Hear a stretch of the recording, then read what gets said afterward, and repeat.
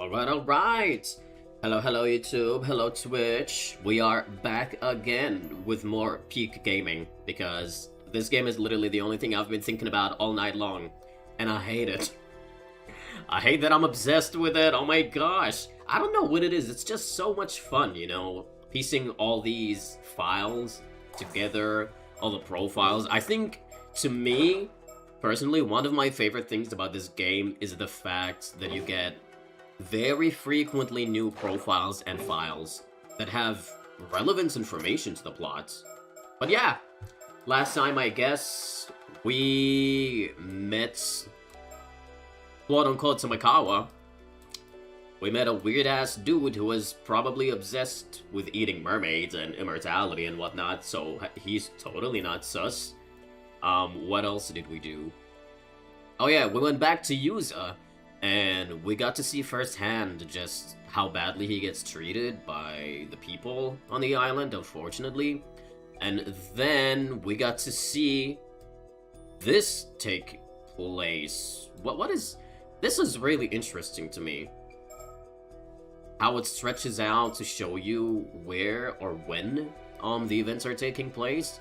So clearly, finding this corpse that is like so far the latest thing that happened, but I personally would not be surprised if we go further into the game and this keeps stretching further and further, like if this ends up being one of the latest events that happen in the game, like at all. So I would not be surprised about that. But yeah, alright, we're gonna go back and continue from where we were. I think... No, actually, I don't think. I don't remember where we were doing, or what we were doing. The residents of Kamishima are extremely against Yuza becoming an diver. Yuza believes that the hidden secret behind his deceased mother is the reason for this. Okay. So, I guess they're going diving right now. Sure, if there is any time to ask about your mom, it's now. I think we should see what old men Wakamura and Tsuyu have to say about this too. Oh yeah, we are on our way to meet our grandma. So I'm glad she's an actual character in this game, you know? Like somebody with a portrait. Assuming Gran agrees to talk about it anyway. Okay. Oh wow. Well, okay then. Since the ultimate goal is to go to both of these places, what are my cats doing? Gouda, what are you doing? Honey, get out of there. I know. Aw, what do you want? What is it? What a cute baby. Alright. No more pets right now, I'm playing. Okay, we're gonna go to these areas first. No! What a fucking idiot, I did not mean to do that. I misclicked! I'm pretty sure we can go back, so it's fine, whatever. You two again? What are you doing here? She is here too. Okay, asshole. We're chatting about something important right now, scram. Guess we got no choice but to come back later, huh? Oh, well that was lovely.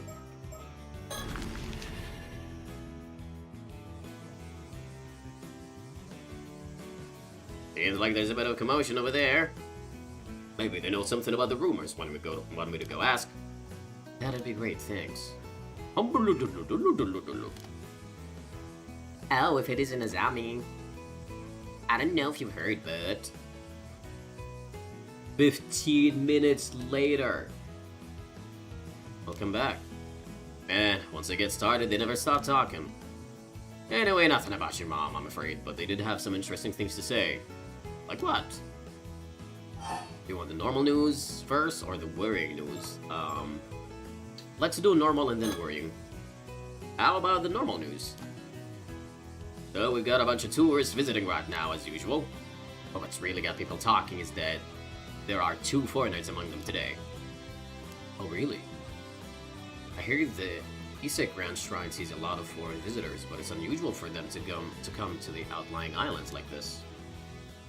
What's more, it seems they've been going around asking a bunch of questions. Oh, is he talking about Yumiko and, Sodo? I'm assuming. Yep. Yep. Apparently they said they've come here looking for mermaids. Mermaids? Oh, hi, Guda. Whoa, he just jumped on my lap. Hello. Okay. You can relax here if you want. Aw, big baby. Big baby. Yeah, right when we were looking into them, too. That's not all. For some reason, they were asking about your mom, Mari Minakuchi, too. What? But why would foreign visitors be asking about my mom? Ooh, wait, no, unless Azumi is referring to the other two foreigners, not Yumiko and Sodo. But he's probably referring to the team with, like, the young girl, the blonde one. Seems like people think they're pretty shady. I was told not to go near them and everything. No, I definitely want to hear what they have to say. I wonder where they are now. They're probably still on Kamishima at least, though the question is where. Well, I guess if we see two Westerners around... Okay, it's definitely them then. We'll know who they are, eh? Apparently, they're an older man and a young girl, yep. Yeah, I'm sure we'll know them when we see them. I hope we manage to find them. Alright, the worrying news. Let's hear the worrying stuff. There are reports that two Ama divers have gone missing. Apparently both cases were around Ichika town on the mainland. Oh, were they diving? Accidents or something? I guess so. It seems it's still under investigation, though. The sea hasn't been that rough lately. But I guess it is a dangerous job, so you never know what might happen. I mean, seriously, I died like 2 damn times. Twice. But we're not gonna talk about that, are we? Still, two Ama divers going missing, one after another, is pretty unusual. So it does make you wonder.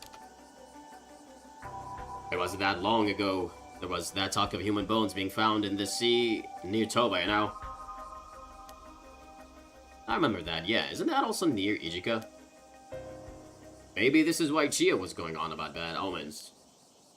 Yeah, it's definitely worrying news. Okay, looks like that's all the info we're gonna get around here. Yeah, let's try somewhere else. That was actually pretty productive. I thought they were gonna go to these 3 areas and just be like, oh, there's nothing here, let's go somewhere else. Oh, ooh! Evil man. I don't trust him. I don't trust him. I like his shirt, though. I do. Hey there, you two. Just the men I wanted to see. You wouldn't happen to have seen Sato around, would you? Sato? No. No, I haven't seen her today. She was supposed to meet with me earlier, but she never showed.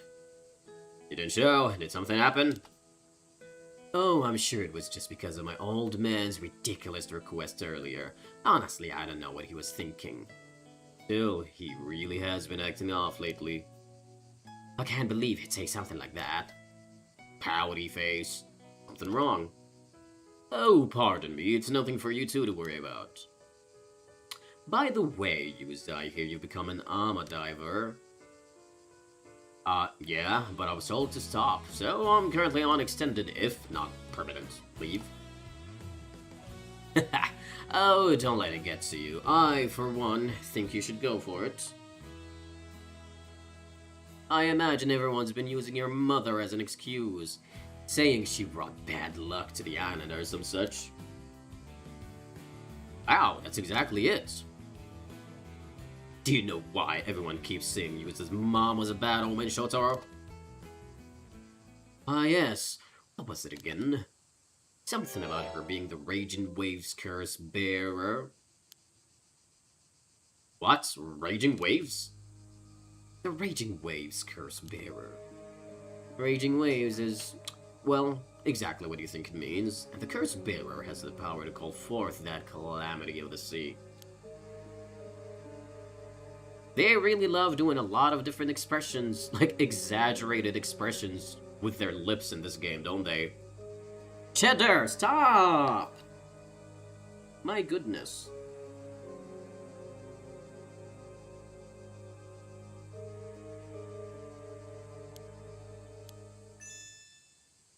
Look at me, sparkling. Ah, but I really should get going. Let me know if you see Sato, okay? See you later.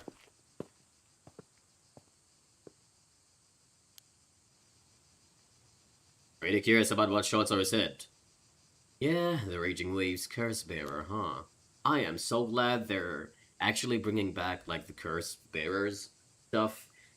Because that's something that I was wondering. I actually thought that was gonna be just part of the first game, but no, they are actually extending upon that. They're bringing it over to the second game. People really see my mom that way. Maybe we should ask Mr. Wakamura about something. Worth a shot, at least. Anyway, let's keep moving.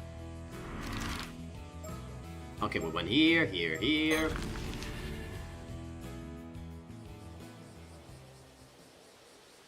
Oh, hi. It's the Divas. Oh, what's happening? Tsukasa Sato, what's going on? Well, I'm sorry, I can't explain right now. Tsukasa, come on, we're drawing too much attention here. Oh, did he reject her? I hope he did. I'm really hoping he did. What was that all about? Something was definitely up with them. Yeah, they practically ran off when they saw us. Tsukasa was crying. What the hell could have happened? I'm worried too, but Sato said she can't explain right now. I'm sure that means they'll tell us what's up later. Sure, we shouldn't grill them if they're not ready to talk about it. Still, I get the feeling we probably shouldn't tell Shotaro we saw Sato here. Yeah, let's keep this to ourselves until we learn a bit more. I do not trust that man. I don't think... Okay.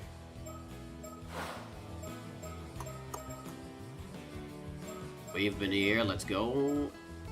I think if I go back, nothing will happen, so let's go see our grandma. Hey, Grandma. Oh my gosh. What a beautiful, beautiful woman. I mean, imagine looking that pretty when you're old like that. Oh my gosh, please. I wanna look like that when I'm old.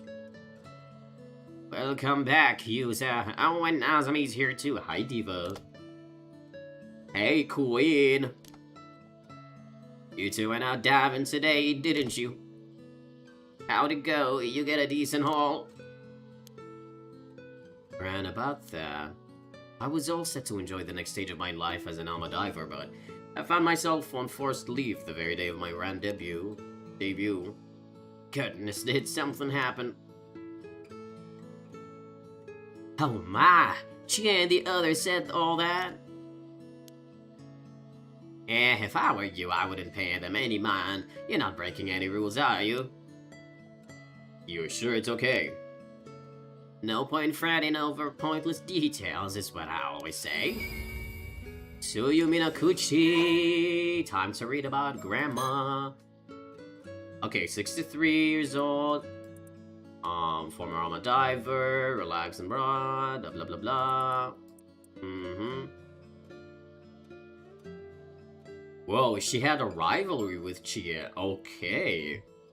Interesting. She lost her husband in the war when her son, Tosuke Minakuchi, was 3 years old. Okay.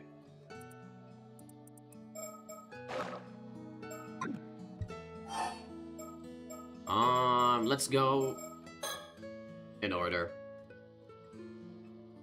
I must have underestimated just how deep tensions ran. I never imagined they'd still be that hostile towards her. I thought things would have calmed down by now for sure. I'm sorry, Yuza. It's okay, Gran. Not being allowed to dive isn't the end of the world or anything. But are you sure there isn't a reason no one wants to talk about Mom? Oh! Well, no reason I can think of. I'd like to get to the bottom of things there, if possible. It's gonna affect my life here if I don't, and I'd like to clear Mom's name too. If you don't mind me saying. It does seem pretty weird that people would be this upset just by Yuza coming back to Kamishima. Sure there's not some particular reason they don't like the thought of him going out diving? Well, no reason I can think of. The exact same answer as before. She's determined to pretend she doesn't know. Gran, I know you've always been reluctant to talk about Mom. But I'm not a child anymore. Isn't it about time you told me the truth? Mom, it is not a phase. I am 18. I am an adult. Hey, not Mom. Really can't think of any reason why everyone has such a problem with Mom. Alright, I'll be honest with you. Mare wasn't actually human. What? You mean we were right? You for real? Wait, don't tell me you believe that. Can't you boys take a joke? I was obviously kidding. Did all that see you out of peculiar comments? Wait, you were joking? Of course I was. I thought I'd mess around a bit and see if I could get a rise out of you. But you sure turned the tables around me. Honey, why would you joke like that in a serious conversation? What the fuck? That was such a random-ass joke, girl. Time and place. You gotta understand that. Time and place. Turning a prank on me like that, I have nothing more to teach you, young user. Oh, and here I fell for the hook, line, and sinker. It's no good. She said on giving us the slip, we're not gonna get anything more out of her like this. Maybe she'd be more willing to talk if we had more information. Yeah, so let's go through everything else then. So, how did your dive out in the bay go? The dive went perfectly. You may know me only as your grandson, Yuza. But in truth, I'm a living legend, Kamishima's patron saint of diving. Well now, that does sound impressive. I was gonna leave it at that, but you're serious, aren't you? You've improved by leaps and bounds since I last saw you. Oh, I'm assuming this is where, like, characters comment on, what's it called? My diver rank? Yeah. What do you mean mermaids are not real? What happened? Well, the plot happened. Because we're getting to the point where the characters are like, oh, you know, these corpses, you see, they're not mermaids, they're just like humans cursed to turn into fish, and it's like, oh, whatever, okay. Well, if I was to put it in numbers, you'd be rank 17. Wow, you can tell all that just by looking at me. Your grand's been around the Alma diving block, you know. Cheddar, not my wires. Honey, come on now. There's nothing more I can teach you. You'll make a fine Alma diver, user. Thanks, Gran. I'll do you proud as your successor. Oh! Okay, I gotta wash my hands real quick. Oh, Cheddar. Oh, Cheddar. Give me a couple minutes. I'll be right back.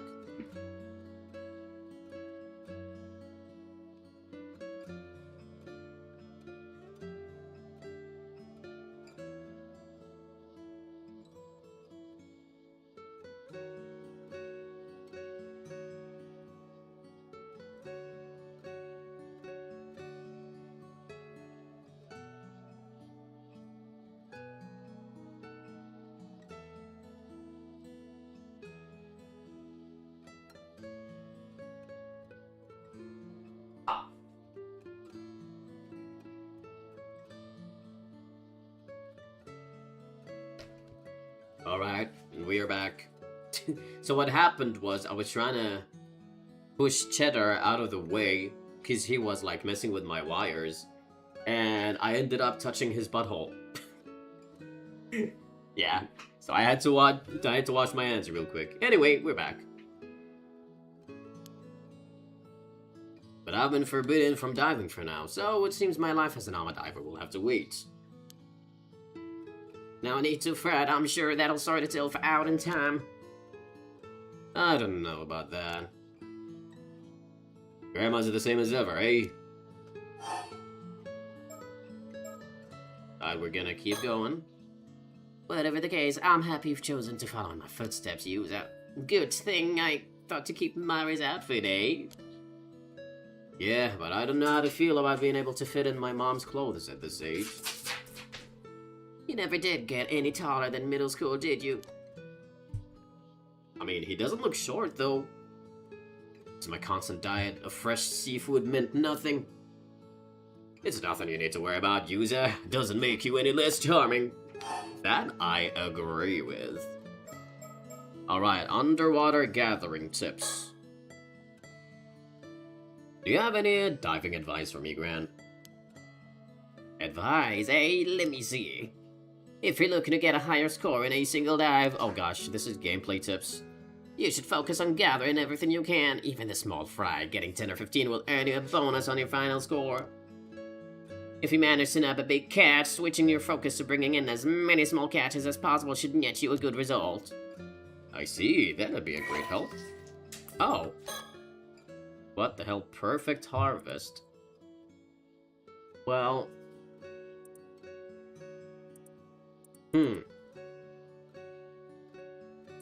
Perfect harvest.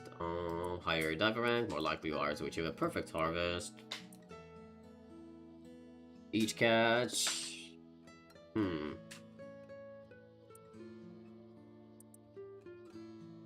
Alright.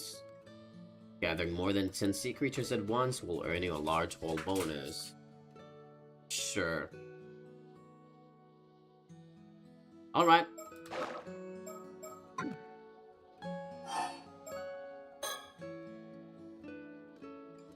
Any more? You can come across areas when diving that are simply brimming with sea creatures. I call them bountiful zones. Love to see one. On the other hand, areas with lots of starfish are usually picked clean, with no sea creatures to speak of. I call those places barren zones. Oh, the more starfish there are, the less sea creatures there'll be. Okay. A whopper of a catch could still be hiding in a barren zone, of course. Always keep an eye on your surroundings. I love how we're just getting all these tips from Granny. What a queen. Okay, where is that? Bountiful and barren zones. Areas with an abundance of starfish, stray creatures. You might find some promising catches hiding in there. Alright. Sure. To-use condition. Sorry I had to leave early today to go diving, Grant. Was everything okay? How are you feeling? I didn't have much pep in my step today, but it's fine because Sata came over this morning. Aww. She really is a saint, always helping me out with the cooking and cleaning like that. Again? Gran, I know you're fond of her, but you shouldn't rely on her too much. I didn't know Sato was coming over to help out here. Yeah, she and Gran became friends recently, and before I knew it, she was coming over every so often. Sato's such a nice young lady. She even chats with me about all the latest TV drama developments. Alright, I might need to, like, take the cats outside of the room because they keep playing behind the PC and I'm worried they might, like, unplug something. So let me just take them out real quick. Come on, come on, come on. Easy.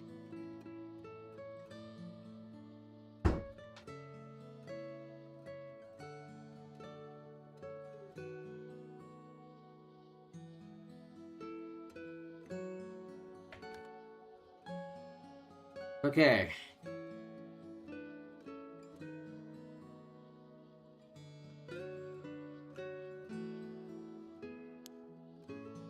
She's a bit naive in some ways, but she's a quick learner. Remembers everything I tell her almost instantly. Ha! Couldn't be me. My memory is so damn bad. I had no idea. I said she could relax here a while, but she left early today. I'm glad you're having fun, but make sure to thank her properly sometime, alright? Of course. Alright. Talk more. Always happy to help, you know. There's no need to depend on, oh my gosh, did I click too much? I know, but if someone has to help me get things done, I'd rather it was a lovely young girl, you know? And besides, she does a much better job at cooking and cleaning than you do, user. Oh! See, I do my best to be a good grandson, and this is the thanks I get. Aw. Okay, I don't think you're gonna talk more about... Oh. Oh, Maya found it difficult to fit in here on the island. The environment she'd grown up in was quite different, you see. She struggled to adapt to life in a small community. No other reason I can think of for the beef the others had with her. Alright. Going out again for a bit, Gran. Hopefully Chia's freaking out now. You have to take care, okay? Okay, now Chia should be gone. Because we've quite literally gone everywhere. Alright, here we go. Ah, old man Wakamura, you mind if we ask you something real quick?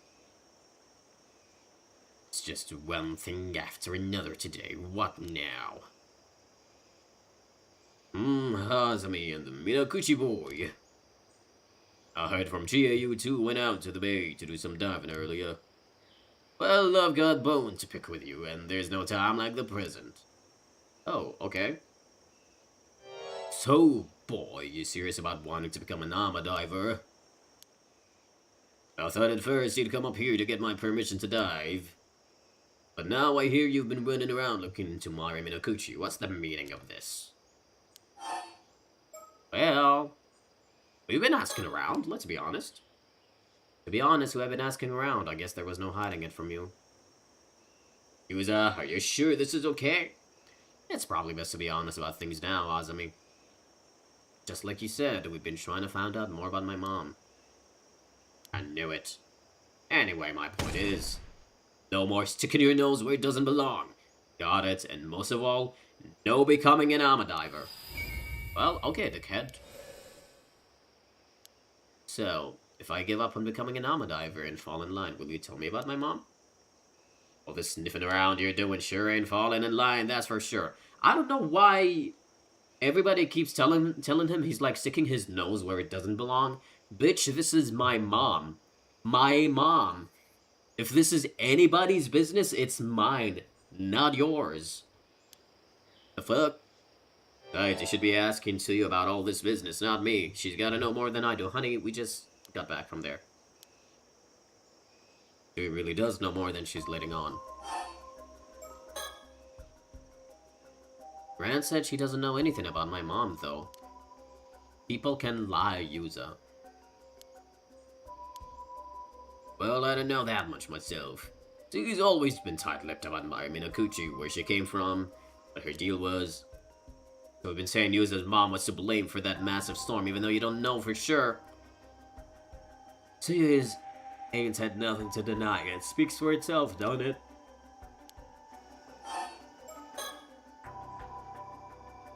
If you don't like what you're hearing, you should go ask Tsuyu for yourselves. Mr. Wakamura, what is the Raging Waves Curse Bearer? Alright, did you hear about that? I guess this Curse Bearer is, like, really powerful, too. Like, when we want to talk about the scale compared to the first game, yeah, they must be, like, really powerful. We heard it's some sort of curse that whips the waves into a frenzy. Does something like that really exist? It does. Southern Sea disaster 5 years ago was caused by that very same curse. Curse of the Raging Waves. And your mother, Mari Minakuchi, was the one who brought it down on us. How do you know that? It was entirely preventable. If we'd only stopped her from going to the bay that day, Kamishima wouldn't have had to suffer such a tragedy. My mom would never have done something like that. Just because you don't remember, don't mean she wasn't up to something out there. Why do I keep yawning? As to whether it was intentional or not, who can say, but it don't make a difference either way. I don't get how you can say Miss Mari was a curse, better or whatever, if you didn't know anything about her. Do you have any proof? Proof? Look at the words of a trustworthy sorcerer backing me up. That's all the proof I need. Sorcerer? You're basing all of this on some woo-woo wizard said? Give me a break.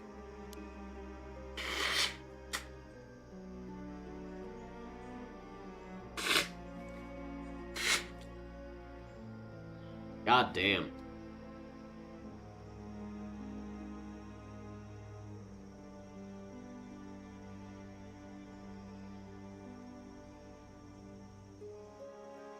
Alright. Yeah, you can believe what you want. Don't change the fact that curses and spirits are real as anything else. I mean, seriously, play the first goddamn game. Bah, I don't have time to butt heads with you two, but I know what I'm saying is the honest truth. Looks like there's no point trying to change his mind. Old man's as stubborn as a mule. So you really think there's a storm coming, and that storm is caused by a curse? Of course I do. Some fellas who said they were with the police dropped by to warn me about it yesterday, in fact. The police? Why would the police be warning you about a curse? I reckon they were just phonies trying to take advantage of the curse for their own benefit. But even you two must have noticed that rumbling coming from the sea over the last few days, right? That's proof the curse of the raging waves is getting stronger. So that's why you've been telling everyone to stop taking the boats out and prepare for a storm. Sure is, naturally. Can't just come out and say it's because of curse.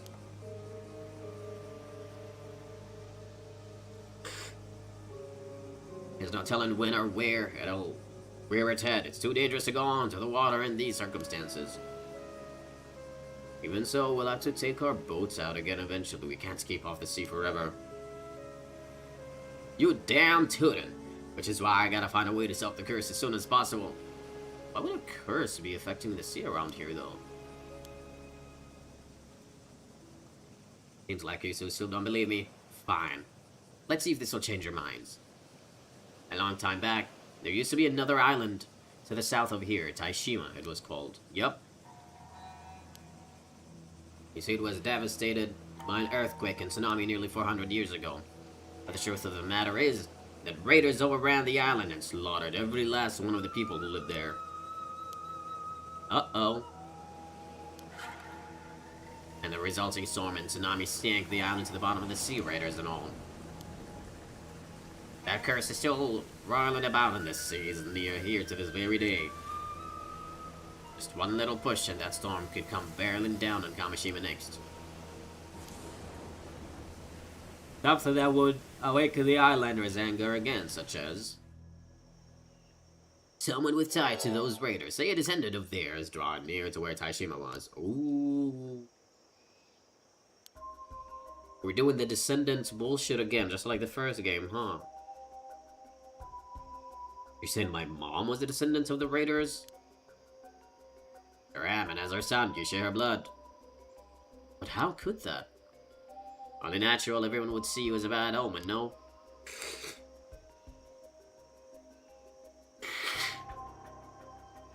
Really didn't warn you back on the island, you know? You should be grateful I didn't have you shipped back to the mainland. Oh, wow. Rude. You telling me that's how everyone's seen you, Uza? It's fine, Azami. Let's hear the rest of what he has to say. Are you saying the reason the curse of the raging waves reawakened is because I came back to Kamishima? Ah, there were signs even before you came back. So the direct cause was probably something else. That still don't change the fact you're a bad omen, though. How are you even planning to stop the curse? That ain't none of your business. You just sit tight at home and stay out of my way. And I don't want to hear any more about you going out to sea. Are we clear? No. We still got the rest of the game, buddy boy.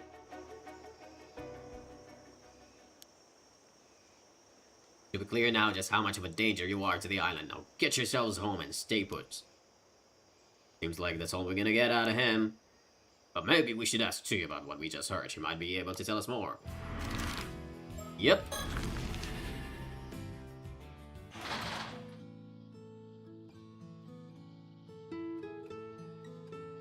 Oh, was there something else you needed, user? Mom's curse. Let's talk. By the way, Gran, we just went to talk to Mr. Wakamura, and there's something we wanted to ask you about. What was that? My hearing's been a bit off recently, you see. Please don't say that. A lot of Ama divers have ear problems, so it's not really a laughing matter. Someone has no sense of humor. Do you know that everyone thought Mom was the Raging Waves curse bearer? Wow, I'm impressed you managed to say that without stuttering. So you have heard of it before? Oh, drat me in my big mouth. He said Mom was descended from the ones who first called forth the curse, or something like that. That's why everyone is so concerned with what I get up to. Is it true, though? Well, if you know that much, I suppose I can tell you the truth. If I just rest up a bit, I'll be up around again in no time. I want the two of you to come to the Southern Bay later once the sun's gone down. Oh my god, she's gonna die. No, she's gonna die. No! But if you're not feeling up to it, don't push yourself, okay? Oh, something bad is gonna happen. No.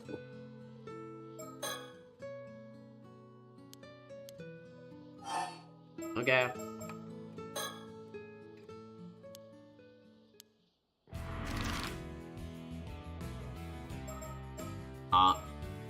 Maybe we should go back? I don't know.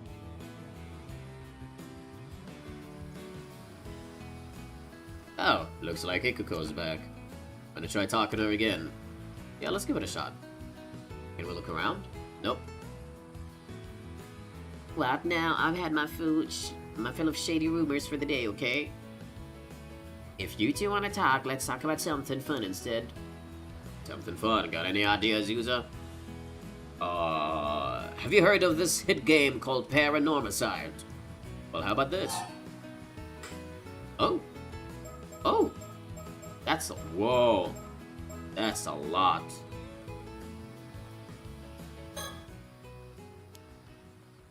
Nope, never heard of it. What is it? Well, we went to talk to Mr. Wakamura just now. Blah, blah, blah, blah, blah, blah, blah. So you mean the disaster 5 years ago was caused by some curse, and then the same curse is going to cause the same thing to happen again?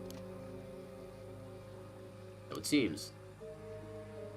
Well, I guess Yuza is short. I didn't notice it before, but maybe he is. He's like shorter than these two. Don't tell me you two believe that rubbish. I do. It seemed pretty believable. Oh, please, he's obviously feeding you a load of nonsense. I don't know if you two are aware, but there are rumors that the old man's been really into the shady sorcerer recently. Sorcerer? Some sort of miracle worker over in Tokyo or something. Apparently he'll do anything they say. Shotaro did say he's been behaving oddly recently. So it's just a hoax. You shouldn't pay any mind to that hogwash. Besides, doesn't it bother you that he's trying to pin the disaster on some sort of crazy curse?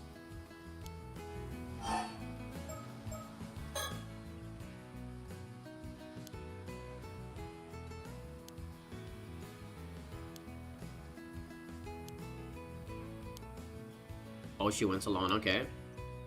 Really serious about becoming an Ama diver, huh? It'd be a real shame if you couldn't become one with that enthusiasm. I'd like to help, but the timing's really not the best right now.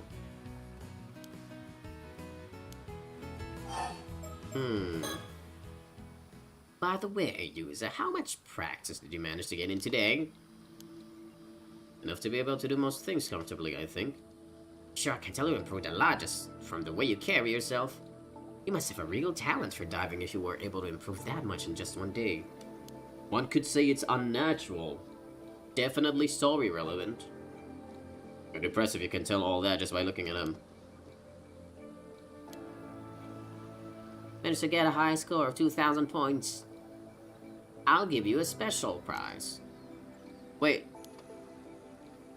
But I did. Yeah, so give me. Give. Rare bird sticker! Oh my god, you can give me actually stickers? Through scores? What? I did not know that. Yeah, there's one that I'm missing here. Albatross boss. The Garden Lake. Oh, I'm missing 2. Fuck. Garden Lake? Huh. Why am I missing 2? Alright. You're a lucky dog. I didn't think you'd get a new Mockingbird sticker so soon. Burp. Burp is correct. Looks like a rare one, too. Oh, really? Nice. Tell me more. Once you become a proper armor diver, I'll tell you all the good diving spots I know. Oh. Okay. By the way, have you seen the 2 foreign tourists that we're supposed to be visiting today? Wait a sec, foreign tourists here today?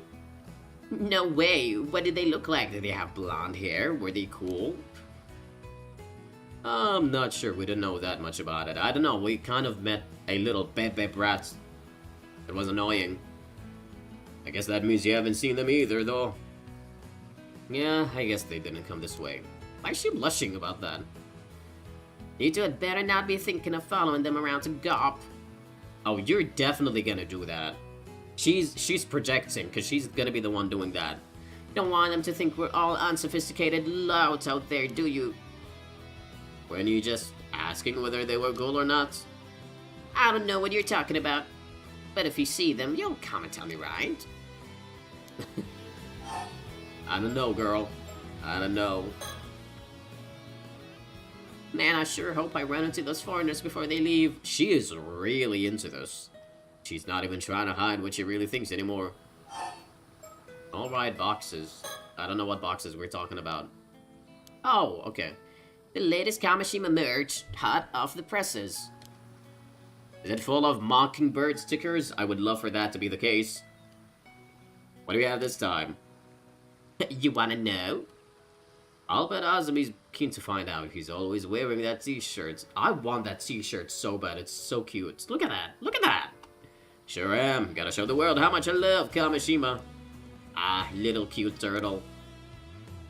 The tourists seem to love that shirt too. You wearing it all the time should make for great advertising.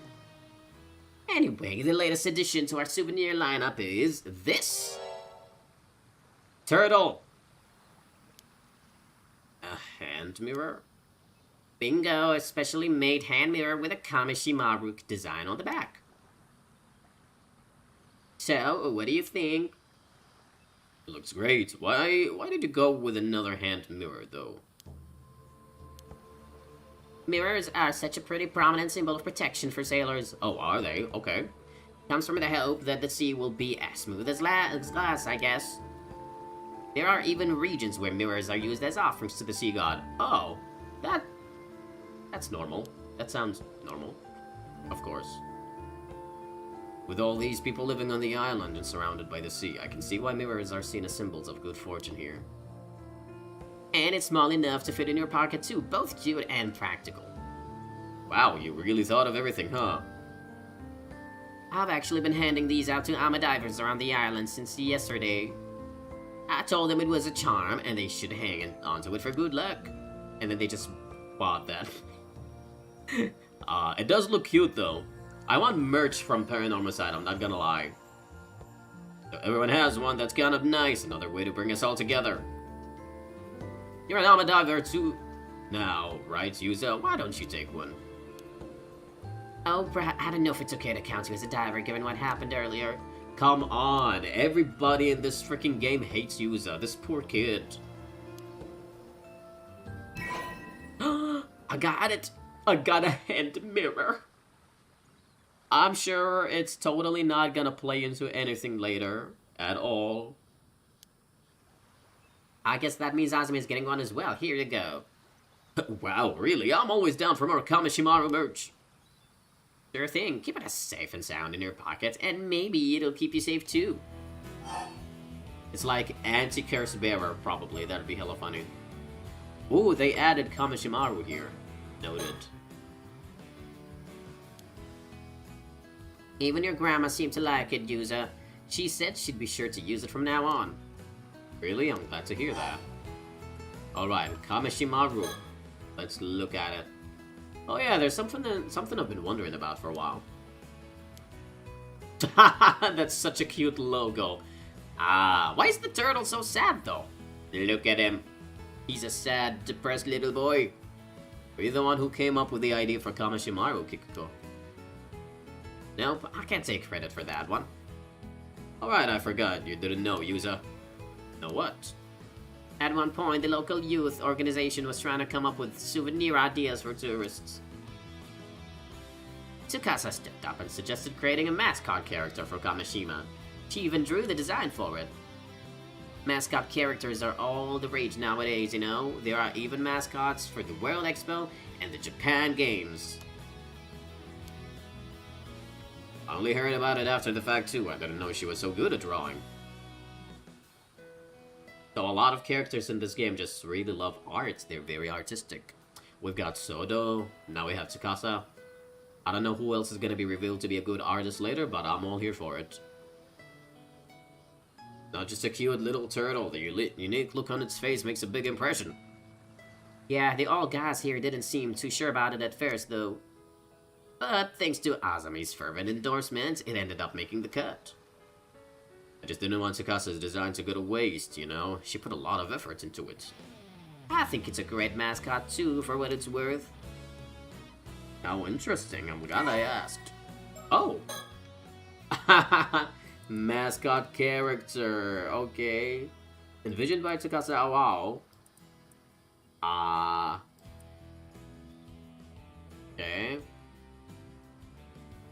Okay, sleepy expression, you know, so that the merchandise and okay, whatever.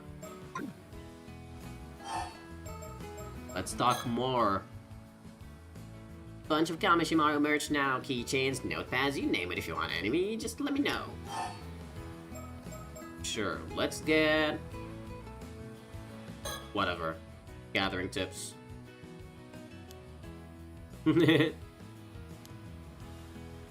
Your food can get caught. Yeah, we kind of know that, okay. If you swim hard enough, you should be able to free yourself. Alright. Yeah, I'm assuming they're talking about the food getting stuck. Where is it? Beware of the dangers of the sea. Be careful to avoid suspicious-looking places. Alright. That happened to us before, so, you know. Or?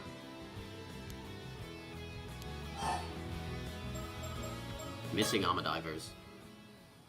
Have you heard about the two Amadivers from the mainland who went missing? Of course I have. They evidently disappeared one right after the other. I guess it's a reminder of just how dangerous the sea can be. Hearing news like this is always pretty sobering. Do you think they were just an accident? Nope. Well, some of the other divers think it's a sign that something's bad gonna happen. But you should probably keep quiet about this, Yuza. If you start bringing it up, people will get suspicious. That's probably true, yeah. Personally, though, I think they were probably just unfortunate accidents. I hope they're both found safe and sound. Okay, so we're done. Was that all? I'll be getting back to work then. I guess we should. Let's try going back to this guy, see if he has more to say. Mr. Wakimura. Nope. Alright, let's go back to Granny.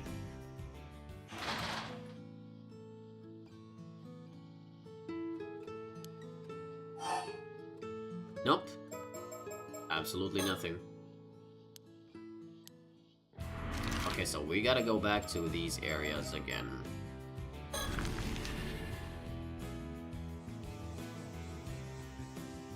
Anything? No?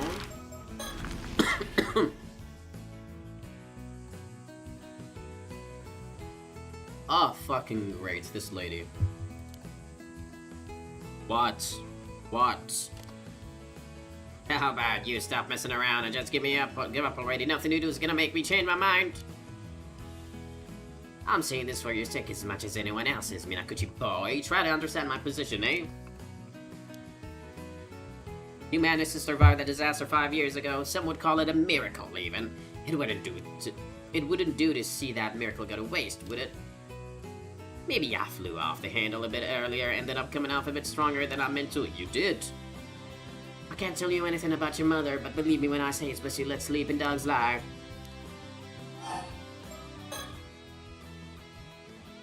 This about how Yuza's mom caused that curse, the curse of the raging waves or whatever. Now you already know. Heard it. All from Shinobu, I'll wager. Do you believe in the curse, Mrs. Chie? Of course I do. At the very least, I know it's not some old wives' tale. I'm not saying you have to believe it too, though.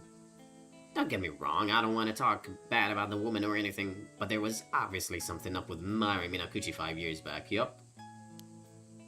She's definitely sus.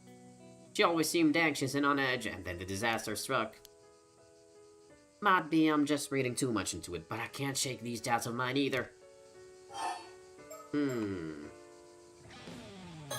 Gathering tips. By the way, where'd you go diving today? Yuzo wanted a particular spot, so we went about 5 kilometers south of the island. It took a good amount of, like, what was it? 2 hours and a half, 3 hours of us just like diving? You know what? It was great. We maxed out all our stats. What were you thinking diving in the Southern Sea of all places? You've got even less sense than I thought. You know full well that everyone avoids that area because of the disaster 5 years ago. Yeah, I know. But Azumi and I both lost family in the disaster too. We wanted to take the chance to pay our respects. Well, I can't say I don't get how you feel. But that strange rumbling I told you about is coming from the south. Rumbling? Just do me a favor and stay away from the sea, alright? It's Eren. He's coming from across the islands. God damn it. You can never escape Eren Yeager. Ain't gonna get nothing from me there. Foreign visitors. Let's talk about the bebe blonde girl that is probably just a brat. Oh, I almost forgot to ask. Have the 2 foreign tourists come by here at all? Sure did. Saw him just now, actually. What? Do you know where they went? Looked like they were headed to their lighthouse from what I could tell. A lighthouse, huh? Gotcha. Oh. Lighthouse. Ooh, look at that. Lighthouse. Passage. Difficult to navigate. Okay. Lighthouse continue to stand watch over the waters of the island. Oh. Okay.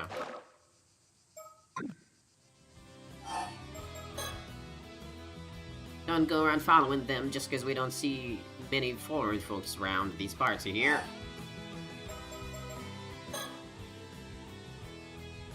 Gee, we heard that the 2 armor divers from the mainland went missing in some sort of accident. You heard right. Do you think that's a bad omen as well? I do. I'm well aware just how dangerous the sea can be, but 2 divers getting caught up in accidents and going missing one after another.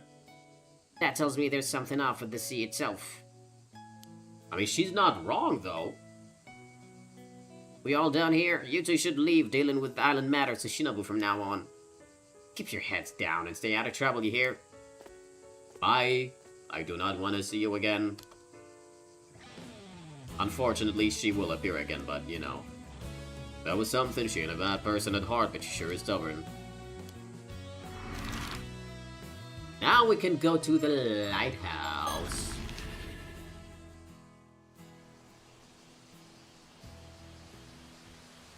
Hello. There they are. Looks like we found them. That looks like them, alright. I'm gonna save in case the freaking girl starts acting like a brat again. There we go.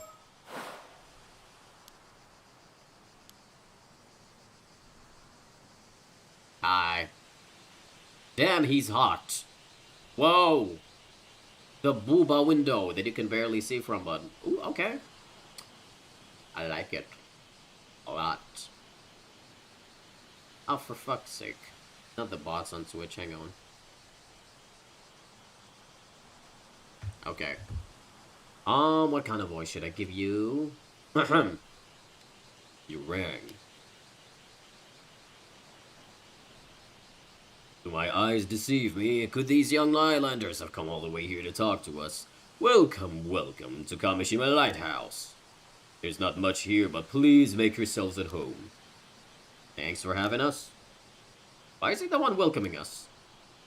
It's because most people here have been avoiding him. He's excited someone finally wants to talk. Aww. I love him already.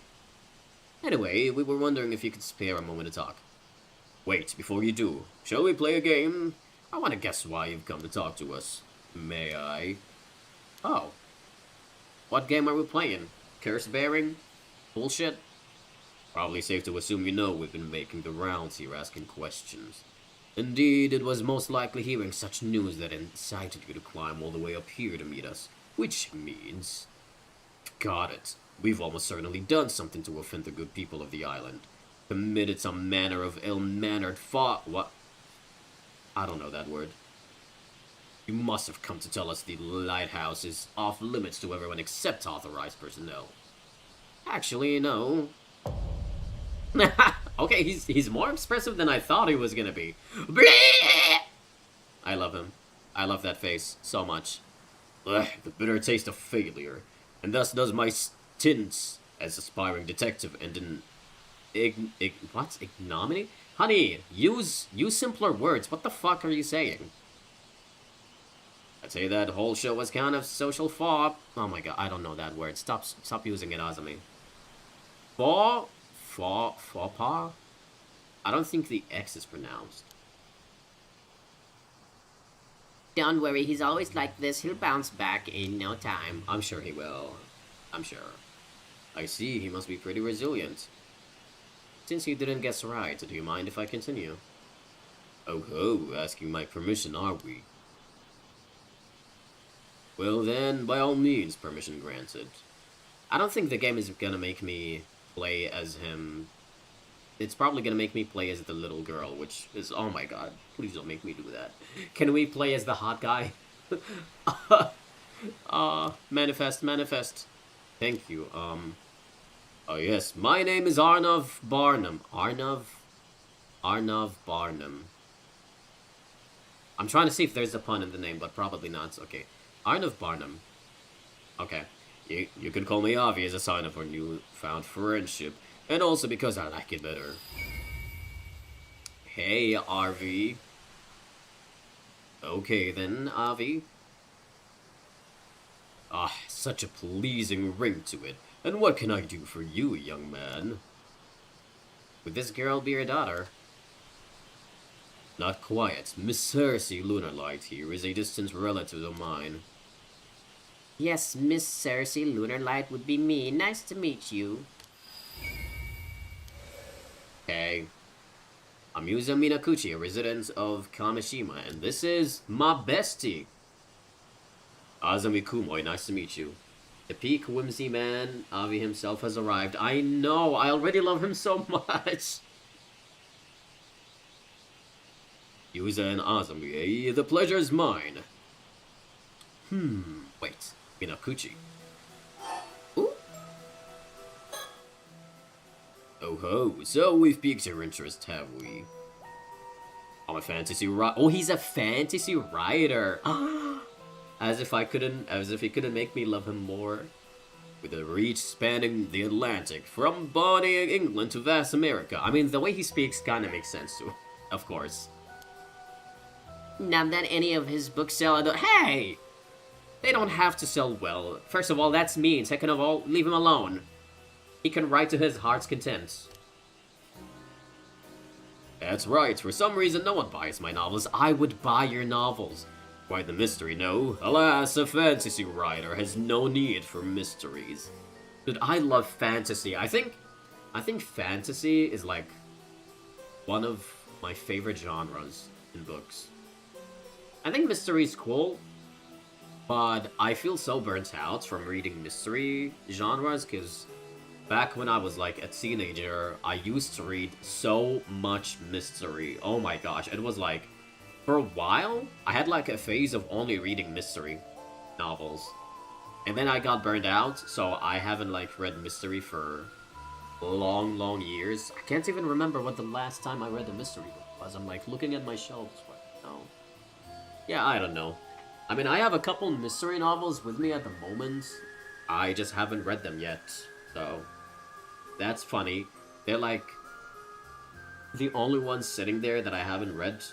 But yeah, I like mystery. It's just I'm burnt out. But fantasy, no, that's right up my alley. I love reading fantasy. Sci-fi also. I love sci-fi. But yeah. What's that? Iron Moore is an occult writer, so that might as well just be my main job now. Humbug, I say. Stick a sock in it and mind your own beeswax. Actually, I gave him like a more chill voice. I think I'm gonna change it. I'm gonna make him more expressive because he is like a really expressive dude. I see. In any case, I'm just your average free spirit. Footloose, fancy-free, and all that. What's that? You're wondering if my bohemian nature is the reason I remain unattached and unwed? Nobody's wondering that, Avi. Humbug, I say. Stick a sock in it and mind your own beeswax. I love him so much. But what is that little hand gesture? How do you do? Oh. Okay, it's just like a normal pose, but the art style is like really exaggerating the gesture. You seem to be enjoying yourself. I am indeed. Why not give it a try yourself? 1, 2, 3. Humbug. This man. I love him. I'm actually good, thanks. Impressive as it is, I concede doing this pose 3 times might have been a bit much, yes. This guy sure is hard to keep up with. At any rate, I recently found myself with a pressing need to visit your fair country for research. Fortunately, young Cersei here just happened to be studying in Japan, and kindly agreed to accompany me as my guide. Just happened? Just happened. Interesting. She's quite the enthusiast when it comes to Japanese folklore and occult phenomena, and such a pleasure to converse with as well. Such a pleasure to converse with? I beg to differ. Isashima is a deeply spiritual region full of sacred places I'd always wanted to visit. Oh, we've got another recollection. We're doing that right now. Yes! Oh my god, we get to play as him. Oh, I'm so happy we're not playing as the little girl. I was getting worried. I'm like, who are we gonna be playing as? Oh, thank god. Thank god. Thank you.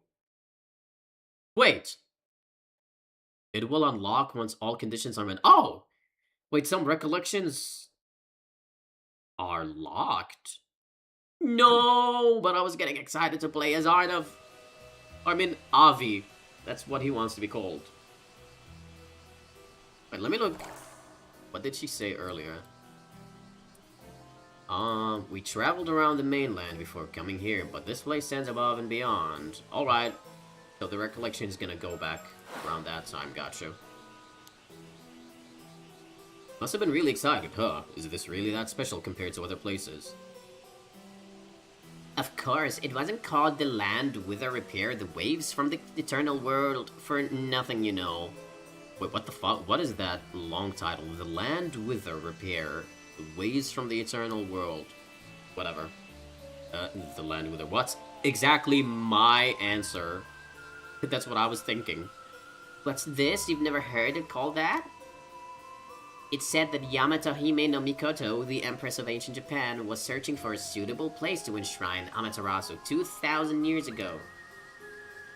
She received a divine revelation that the waves around Ise province came from the eternal world, which led her to establish the Ise Grand Shrine.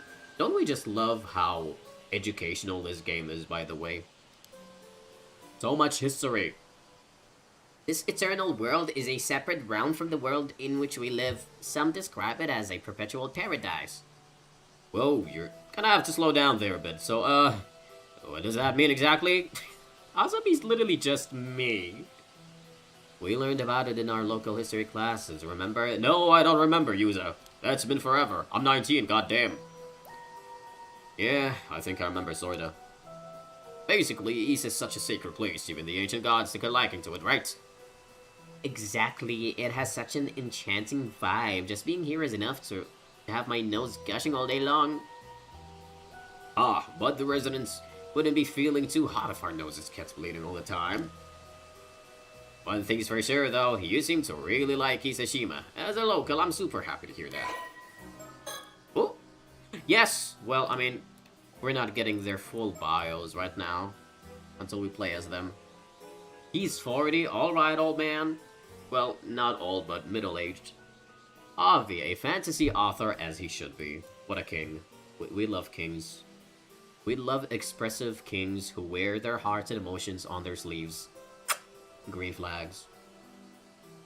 Okay, whose books are published in both America and England, but they apparently don't sell well. Unmarried, he has...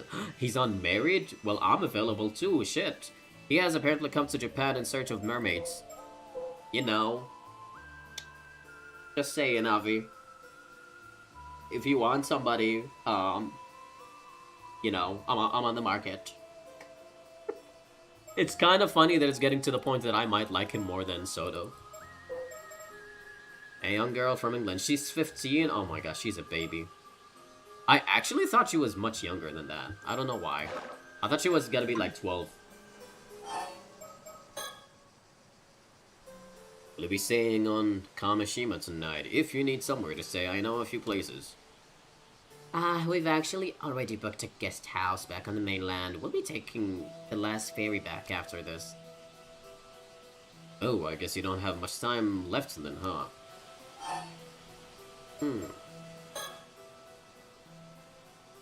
So, what brings you to Kamishima today?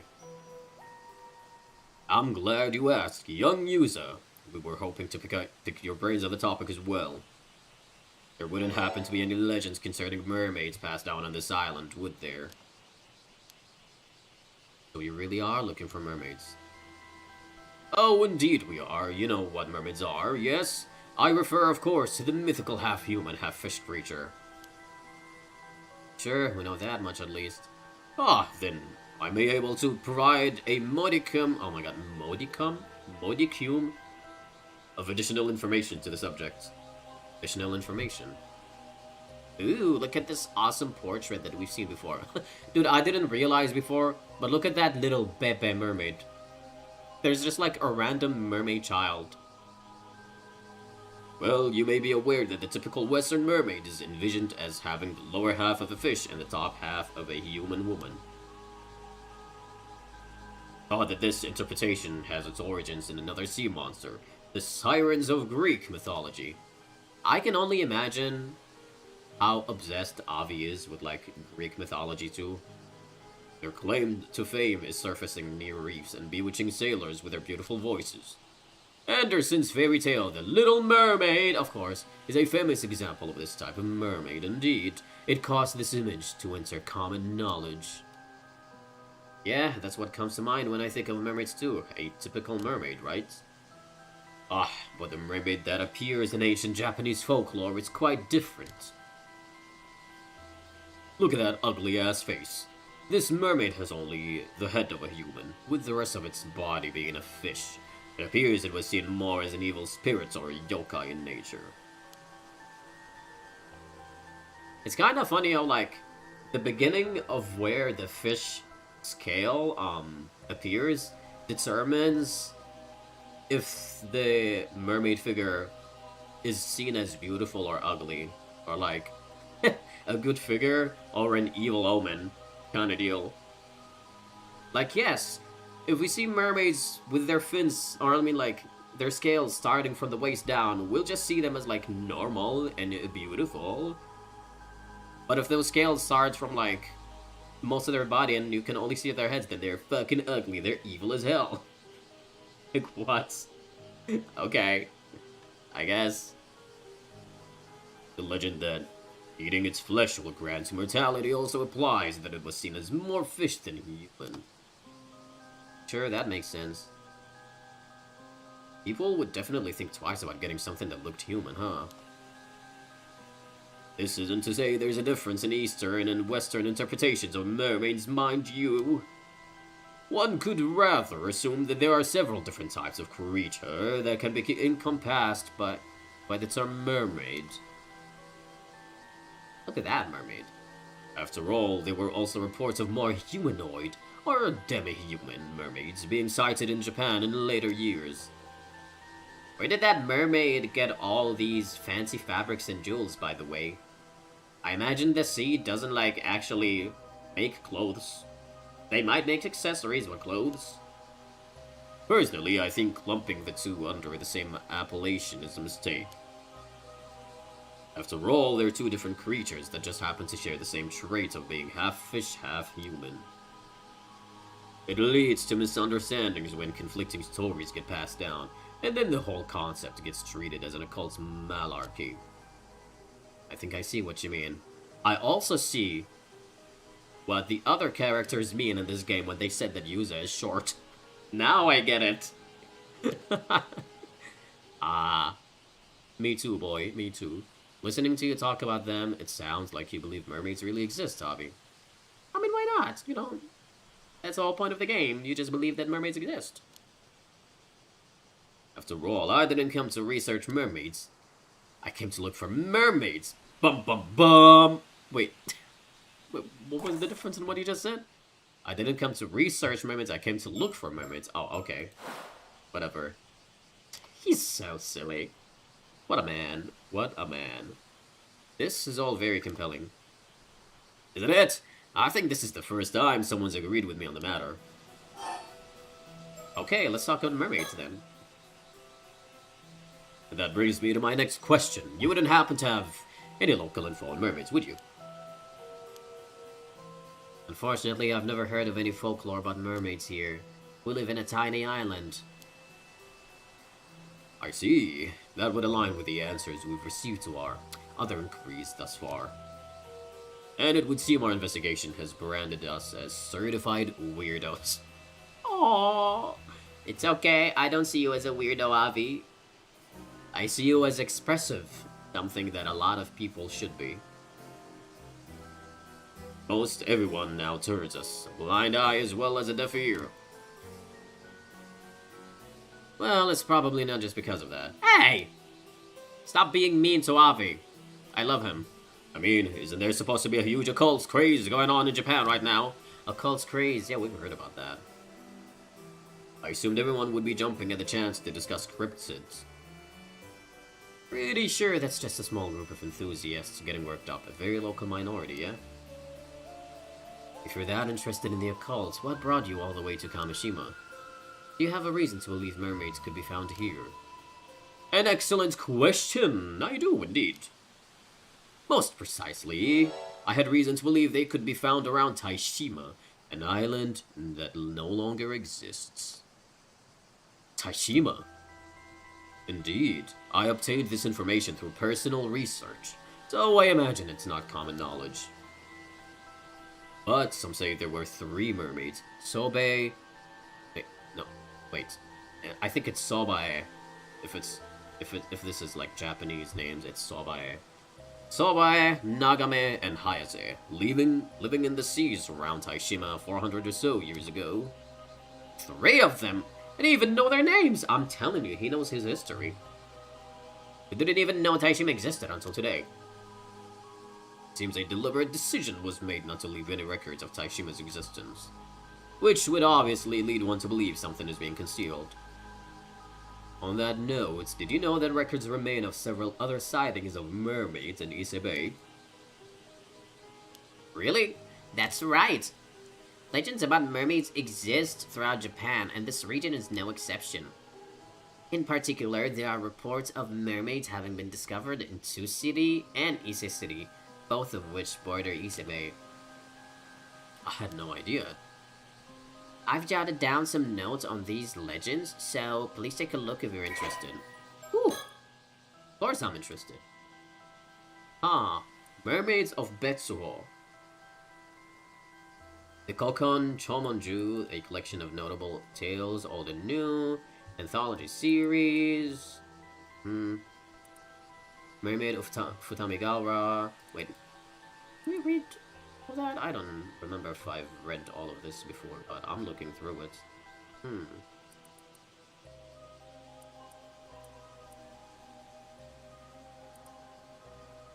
Ano Towns, Yaobikuni. Asato became immortal. The 3 mermaids of Taishima, while this information is not recorded. Yeah, so 3 mermaids purportedly lived on Taishima. Alright. Thanks, this is all very interesting. Mermaids. So, which type of mermaid are you looking for, Ravi? I don't think you can get to be picky at this point in time. You just want to find a mermaid. God dang. Well, it seems a lot of the mermaid sightings around Isebe were fish mermaids. I mean... yeah, mermaids are... wait, what? You just confused me with that wording. Mermaids are... fish. What do you... what? Honey, you gotta explain what you think the difference is between mermaid and fish mermaids. Fish mermaids? Me too, Yuza, what the hell? But the mermaid sighted around Taishima were apparently the human mermaid sorts. Oh, maybe he means like... human mermaid is probably the ones where their scales start from the waist or shoulders level down, and then fish mermaids are the ones with only their heads being human. So, it stands to reason that any mermaids around here would be human mermaids as well. By human mermaids, you mean the sort that are closer to human than fish? Indeed, the ones closer to fish, meanwhile, are known as fish mermaids. Or that's what I call them anyway. I don't know whether that makes it easier to understand or more complicated. It's not. I mean, when I first saw the words, I got confused, but the more I thought about it, the easier it was. It's pretty straightforward. Mermaids whose flesh would make you immortal if you eat it would have to be fish mermaids then, right?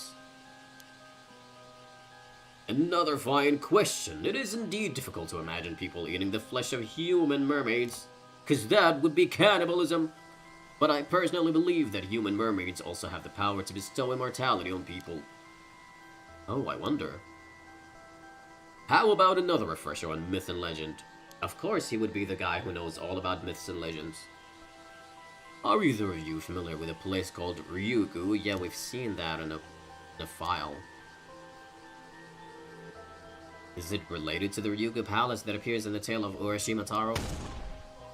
Just so! It could well be considered the inspiration for the undersea palace in that familiar fairy tale.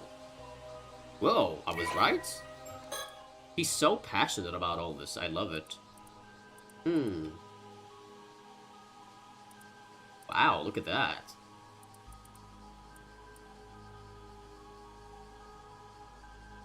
He rescued a sea turtle. The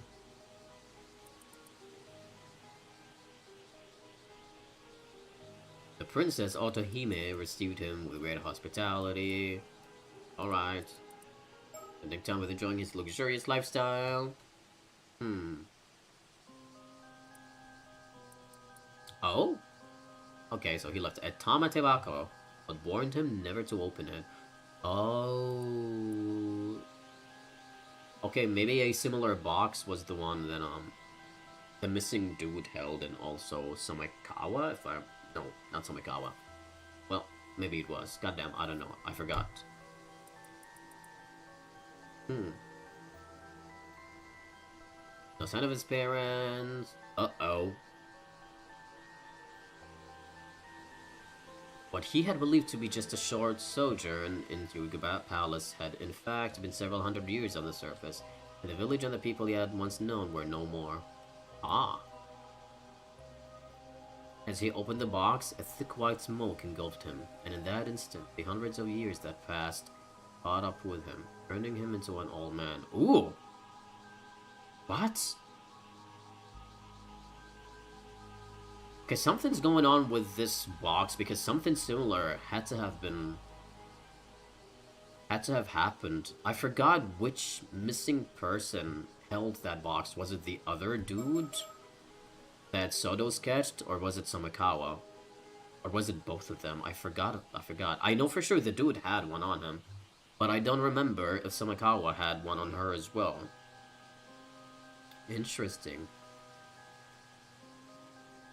Huh. Really? Okay. So it aged him, actually. Okay. I was decorating my Ita bag and it turned out awful. Oh no! Wait, what was the decoration? I'm assuming it was for, like, a specific character. So what character was it? I'm sure it's not as bad as you think it was. The Ryu, dragon, surely refers to the god of the sea. It's not uncommon for deities associated with water to be serpentine in nature. This would then make Ryugu the palace where the god of the sea resides, the palace of the Dragon King. I had no idea Ryugu Palace was based on something else. Ryugu is known for being home to the priestesses who attend the god of the sea. These women are collectively referred to as Otohime. Oh yeah? Princess Otohime appeared in the tale of Urashima Taro, didn't she?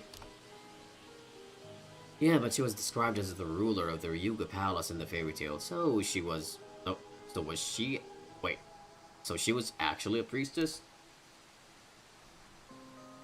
A slight embellishment to make for a more interesting story, I assume, hardly uncommon. There's also another interesting theory about the Otohime of Ryugu. It's said that they were half fish, half human women in appearance. In other words, they were mermaids. Oh. Well, that's funny, because that dude, what was his name? Urashima or whatever?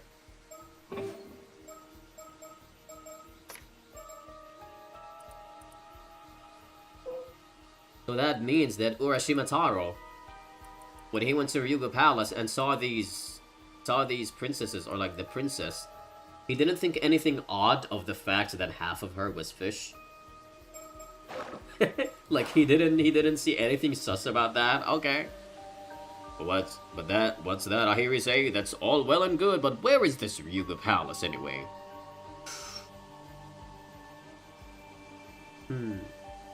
Oh. But I know you're dying to know, aren't you? Very well then, take it away, Cersei. Oh. As a matter of fact, Yugi is said to be the exact same place as the Eternal World I mentioned earlier. Whoa, really? In other words, the sea around Ise, which is said to consist of waves from the Eternal World, is in fact the location of Ryugu. Ah. And Ryugu is home to the Otohime Mermaids, right? So maybe that's where the hole is we found earlier. Interesting. Interesting. It was Victor from IDV. Oh, okay. I mean, Ita bags are made. You don't necessarily have to build the Ita bags in one go. It's something that you build gradually. So I'm sure you're gonna reach your goal at some point.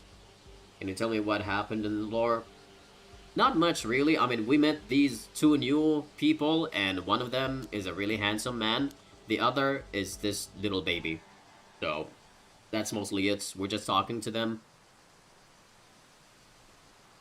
What's more, as priestesses who live in a land said to be an eternal paradise, it wouldn't be that odd if they had some sort of power to grant immortality to humans. Even in the tale of Urashima Taro, Princess Otohime displayed an ability to influence the physical age of other people using the Tamata Bako. Influence the physical age. Oh. Wait. I'm wondering if the box that people receive is the reason that they're keeping their youth. She Otohime handed Urashima the box, and he was fine. It was only when he opened the box that old age caught up to him all those years ago. And if the other missing guy from Soda's sketch had that box, it means that he also is someone who is actually old. Nothing was known about his background, so I'm assuming because he had that box, he's a really old person who has gone through eternal youth. Alright, and when he opened the box, age caught up to him. And he died. I'm just trying to remember if Somikawa had a box at some point. I don't remember. Where is she? What was her name? Because her maiden name is Somikawa. It's not... There it is. No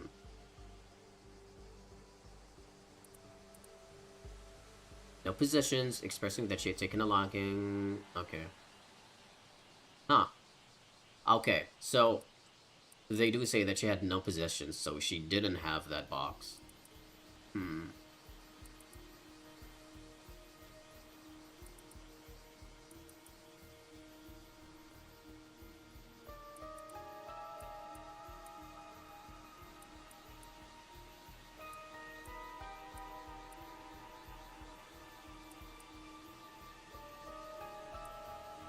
Alright. Do you have... Oh, there's Somikawa. He occasionally does work, got up in Toba with nothing but a... There... Oh, no, no, no, no, no! There we are. No. Okay. So she also did have a box. So both her and that other dude from Soda Sketch had the box. So they definitely experienced longevity in their ages. They're a lot older than we think they are, for sure. If the story has its basis in the ability of mermaids to influence human lifespans, that power of hers makes a lot more sense, don't you think? I see, so that's why you think human mermaids are able to grant immortality, even without eating their flesh. See? Intriguing, is it not? But how would you even get Tsurugi? I don't know, you just keep sailing and sailing. Aha! What creature was responsible for bringing Urashima Taro to Ryugu in the eponymous tale? That's right, a turtle, or kame. And what is the name of the island we're currently standing upon? Kamishima. And there you have the reason for our visit. I believe there might be some clue as to how to get Tsurugi hidden on Kamishima. It has to be the spot that we saw earlier, when we dove. Could Kamishima really have some sort of link to Ryugu? Okay, Tales of Ryugu. Just an area of Japan, Eternal World, Perpetual Paradise. It's connected to this world via the seabed that bestows everlasting youth. Okay, so it has to be that spot. Okay, now I'm sure about it. Now I'm sure about it. Eifler Palace. Okay. Well, to him originally referred to priestesses serving the god of the sea. Alright. By the way, Yuza. Yes? You said your name was Yuza Minokuchi, correct? Yes, that's right. Are you familiar with an individual by the name of Mare Minokuchi? My mother was just so famous. Mare Minokuchi was my mom. She passed away in an accident 5 years ago. Oh, I apologize for the indiscretion. My condolences. 5 years ago, You wouldn't happen to have inherited anything from your mother, would you? No, but what do you mean? Why do you know about my mom? Could she have had some sort of connection to mermaids? Oh, well, this is more related to my personal research, so I can't say for sure. Please tell me! I'm also looking for mermaids. If you know anything, I have to know. Well, now, you've certainly grown lively all of a sudden. Let's calm down a bit, Regrettably, the only lead I have is a rumor that suggests some connection between mermaids and Mare Minakuchi. A rumor from where? Oh, you want to know? Well, I suppose you would, wouldn't you? Very well, I'll tell you. I heard it from a descendant of the islanders who used to call Taishima home. So someone survived the disasters that sunk Taishima, and their descendants are still around today? I guess that checks out. But long story short, yes, isn't it fascinating? He's being rage-baited, I know, right? This particular individual was also the one who told me about the 3 mermaids who were said to have lived on Taishima. I can imagine Avi being like an internet troll. By the by, if you're also seeking mermaids, you must have some information of your own, yes? Surely this one-sided exchange of knowledge wounds your good conscience. Allow me to remedy that by accepting any information you have. Please feed me information. I will ask you politely. This is our best laid yet. Let's share what information we can. You see, so that happened. Oh, so you were saved by a mermaid during the disaster 5 years ago. And you believe the mermaid in question might have been your mother. Yeah, I know it sounds pretty far-fetched. And I know some of it probably comes from me wanting her to still be alive. Oh no. On the contrary, I find it very interesting indeed. Why, you ask? Why? I love them so much. There's a rumor about one of the 3 mermaids who used to live around Taishima. They say she took on human form several decades ago, and has lived among humans ever since. So are we saying that's like my mom, maybe? That would fit perfectly with our theory. Color me surprised as well. This is my surprised face. Oh my god! This is my surprised face, by the way. Oh. This is legendary Avi dialogue. I love him. But it would be very interesting if that was the case. Sorry, Avi, I think I'm at my limits. Why, that bad, is it? What happened? My apologies, as much as I wish we could talk, or it would appear we're out of time. What, her magic powers are like drained for the day? I'm afraid we must bid you goodbye for today. No, come back. Ah, now that you mention it, if you're looking to make the last ferry, you'll probably want to be heading back soon. Wait, this is the most promising lead we've found. If you could stay just a bit longer. Believe me, I'd love to continue our chat too, but the little lady's been feeling a bit under the weather ever since arriving here, you see. I'm sorry to hear that. You're not gonna get another nosebleed. If you're feeling that bad, maybe you should stay the night after all. Thank you, I'm just about holding the nosebleed in. But I really should get off the island as soon as possible. Ever since arriving here, I've had this feeling that some terrible calamity is approaching.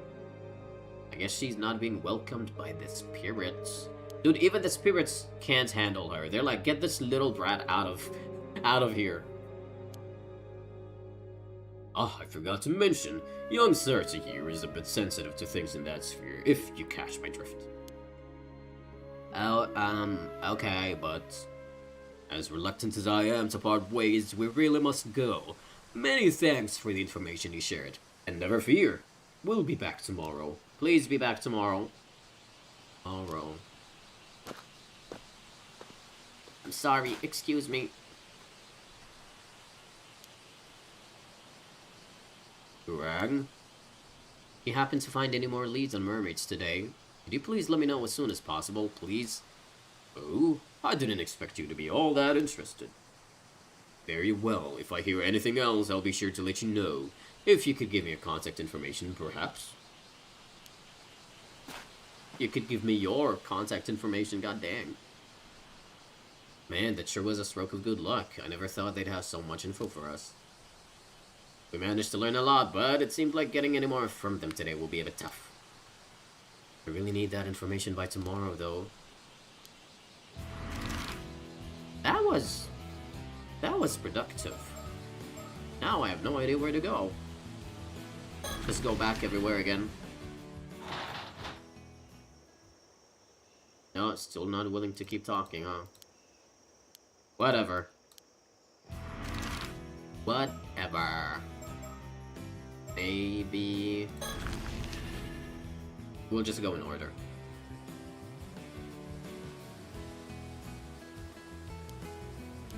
Alright.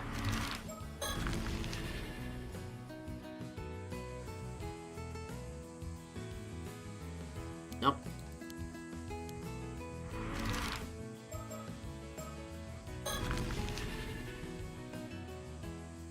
Anything here?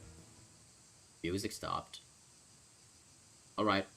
Looks like the sun's starting to set. Why don't we go over what we've learned so far? First, we learned that my mom was considered cursed by some of the islanders.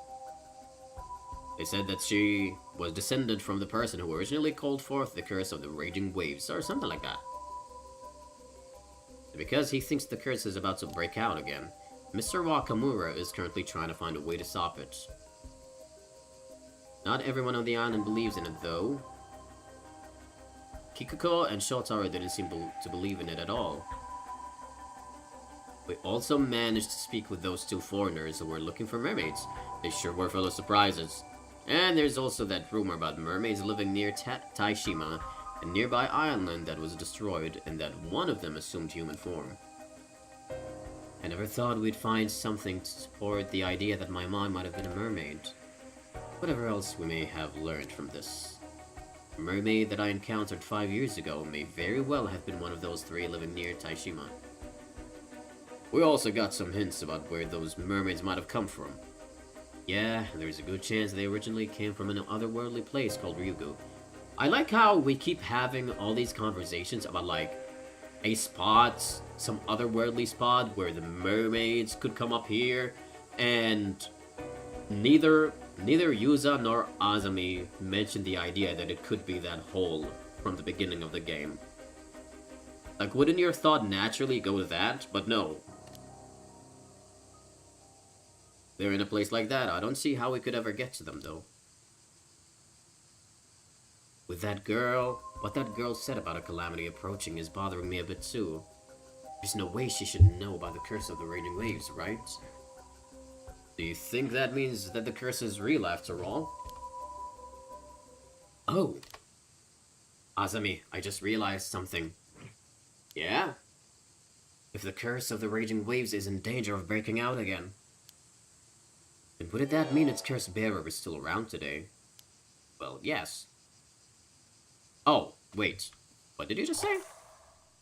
Is in danger of breaking out again. Oh, yeah. That makes sense, but I don't know why I didn't think about that. I mean, I naturally kind of just thought that the curse bearer was still here. But that didn't really cross my mind. Your mom is, well, not with us anymore, so it means it's not her. Or no, it is. Or probably Tomikawa. I don't know. Too early to make a theory about that one. Mr. Wakamura seems to think I wasn't the direct cause of the curse reappearing too. Yeah, he'd probably be coming down on you even harder if he thought you were. So that means he knows who it is. So the person responsible would be someone who wasn't here 5 years ago, is here now. So yeah. So it's... Wait. Assuming the curse is real anyway. Wasn't here 5 years ago, but is here now. But Somikawa appeared 5 years ago.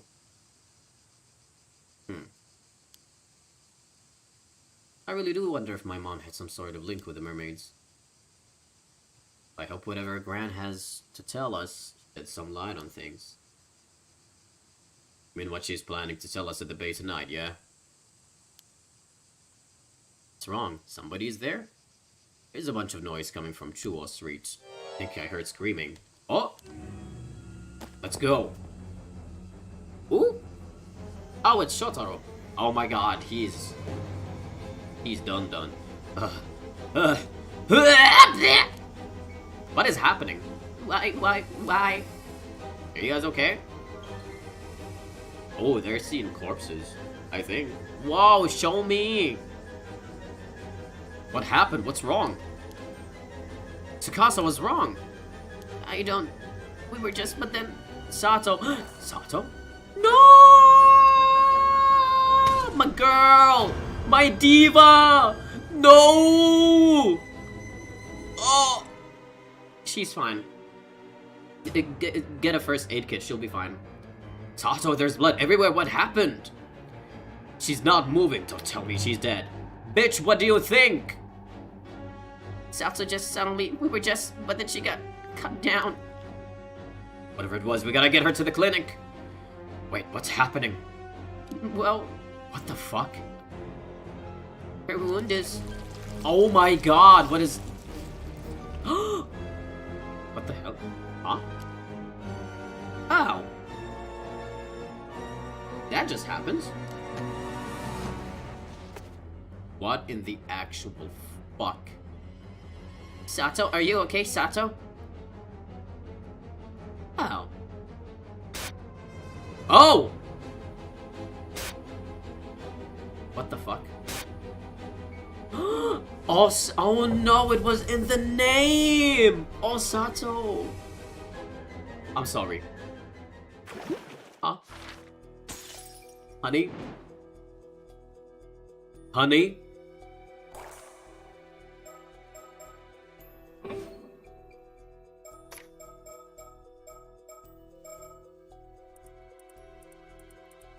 What the fuck just happened?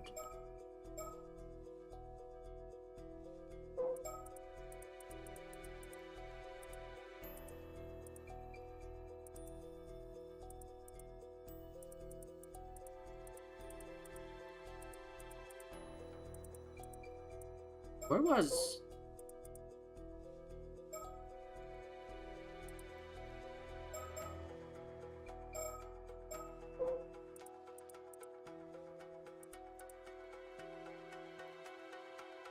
Yao Bikuni, which claimed that eating mermaid flesh...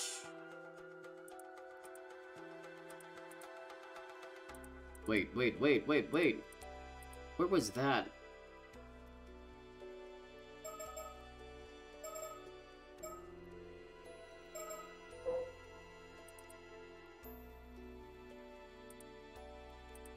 Oh, there we go. Isebe Mermaid Legend. Okay.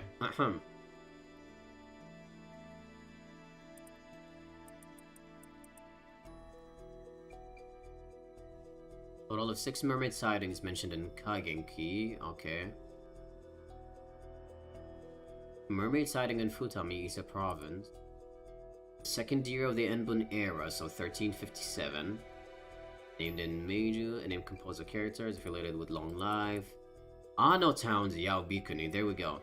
Although the exact time period is unclear, legends tell of a girl named Osato from Kusawa, an Ano Town of H district, who became immortal after eating the flesh of a mermaid and went on to become Yaobikuni. A nun who lived for 800 years. Holy fuck, so that's her? Osato? Wait, she's a nun. Oh. So that's your real name. A nun who lived for 800 years. While this information is not recorded in any literature, according to Avi's research, 3 mermaids, Sobae, Nagame, and Hayase, purportedly lived on Taishima. Oh. Dang, I'm gonna need a whiteboard for this. I feel like I need to make my own whiteboard.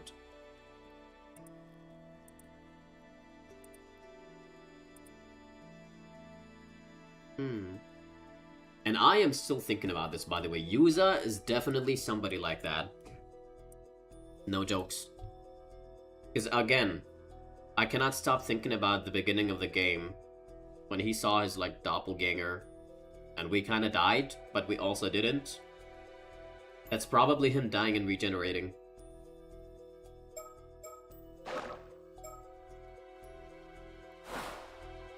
Interesting. Tata Shinami was mysteriously cut down, yet her moments later she resurrected before her friend's very eyes. As confusion engulfs the island, Yuza and Azumi head out to meet Yuza's grandmother, Tsuyu Minakuchi, at the point in time and place. I'm also wondering who the hell cut her down. It had to have been somebody who, like, was also suspicious about her several hours later. Sorry to keep you waiting, Yuza. Hang on, since we're here.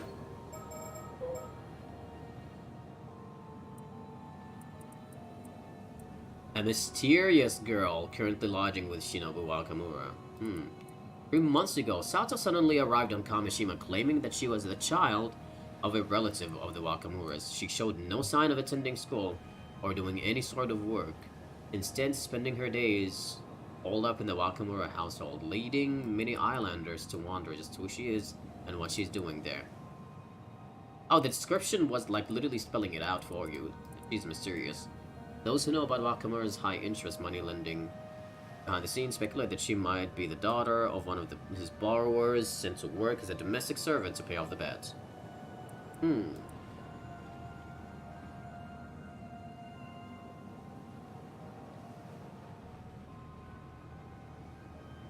She's good friends. Ooh, okay. She's not that fond of period dramas. Probably because she lived through them and got traumatized. Nearly time to meet up with Tsuyu, yeah? Let's head that way.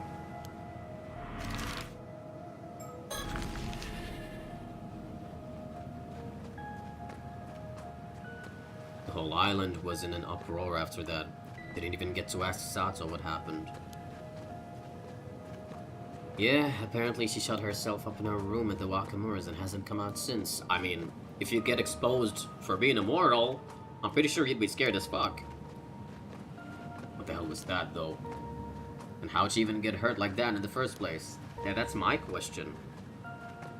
Some of the islanders were kicking up a real fuss, saying that Sato wasn't human, that she's something evil that should be chased off the island. But everyone settled down after Mr. Wakamura stepped in and promised to handle it.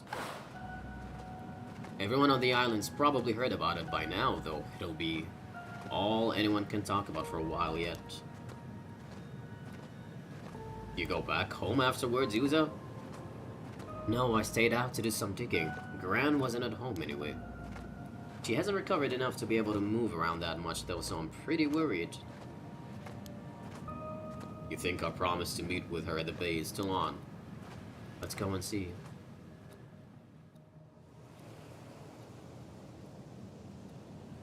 Hi, Granny. Oh, good, she's here. Gran, is your leg okay? Ma'am? Are you okay? Oh no, do not let the diva...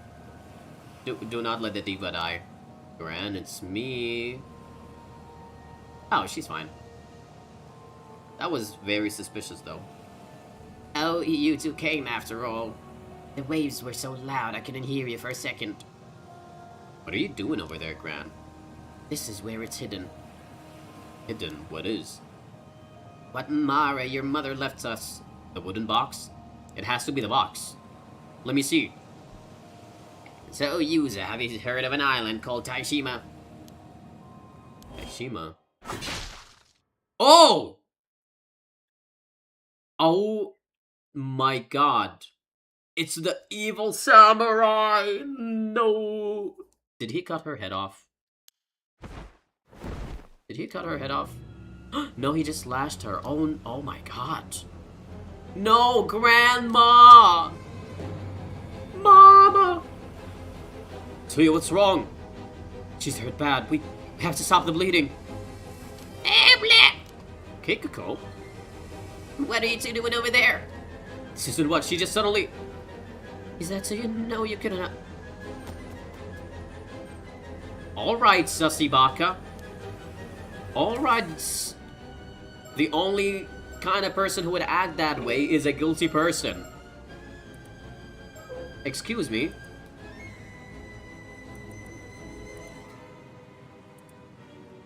Maybe I'm overthinking it, I don't know.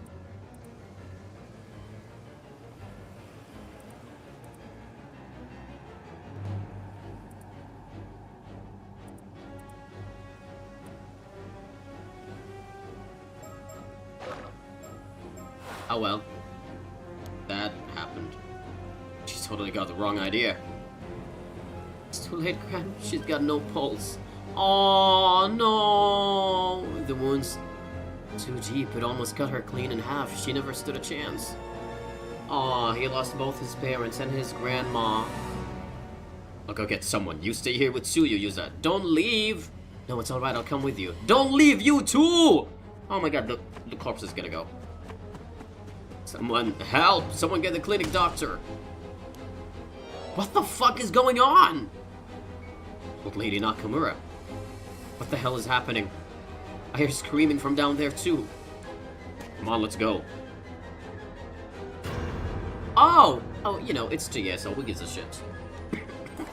But actually, I gotta remember,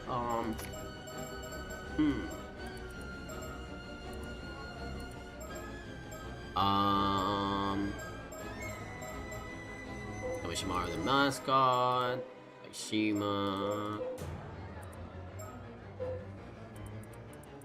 not the Tomokazuki, not the Mermaids, we have Ryugu, Heike. No, that's not it. Of course, that's the clan bullshit. Normal affairs, occult grays. The Curse of the Raging Waves. No, that's not it.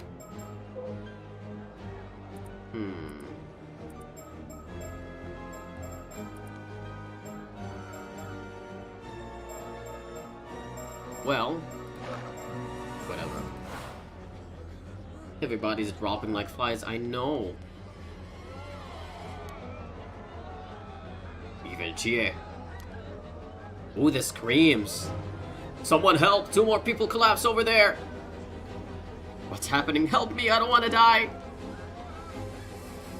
Damn it, there are too many victims. We aren't gonna have enough people to help at this rate. Uh-oh. There are more over there, too. Or over here. Oh, Kikuko! Oh, never mind. She was just an innocent bystander. Oops. Oh, Shotaro. Hey. What the hell is happening? Is that Kikuko? It got her too? Someone tell me what's going on. What's with these gashes appearing out of nowhere?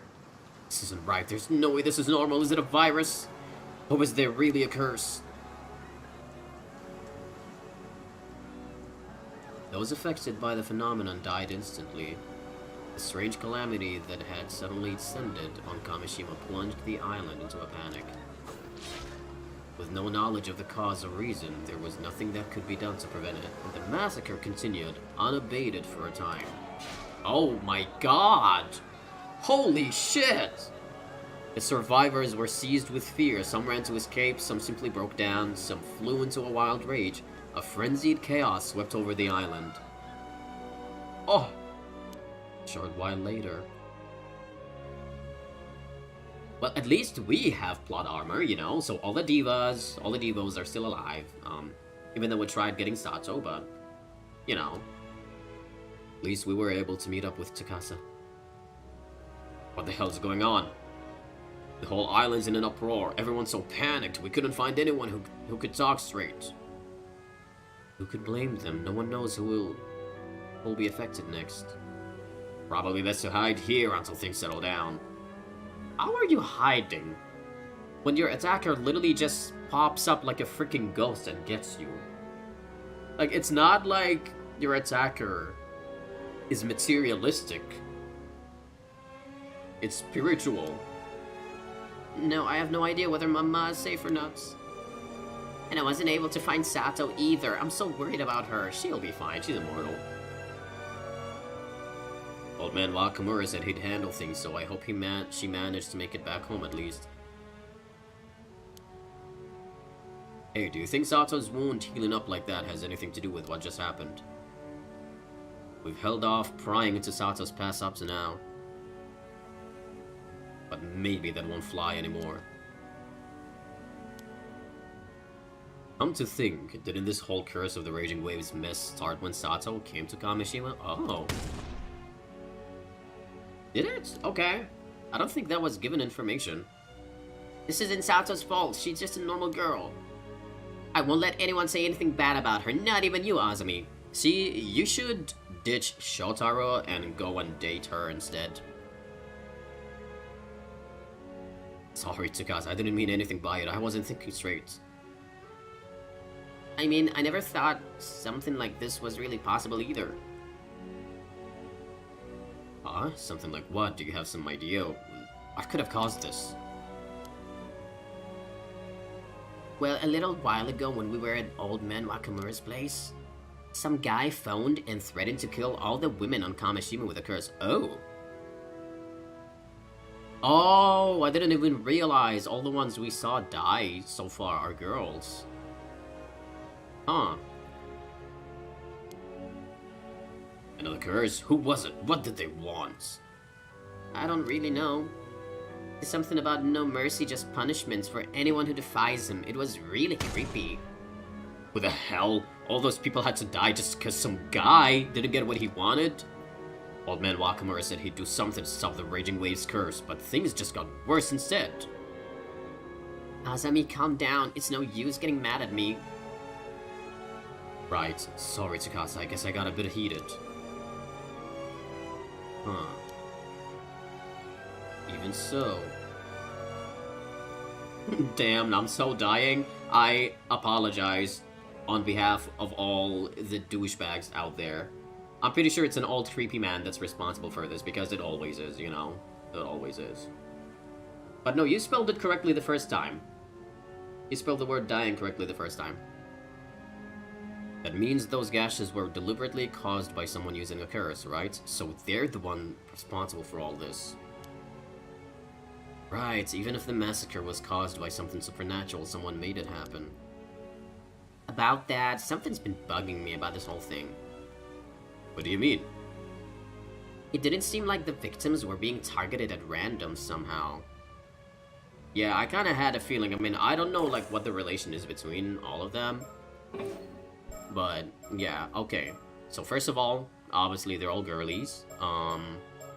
Kikuko, Chie, and the grandma, they're all professional ama divers.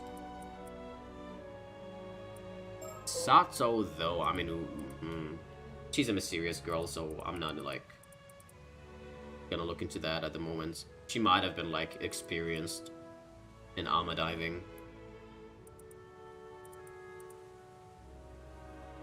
But yeah, they're all, like, experienced ama divers.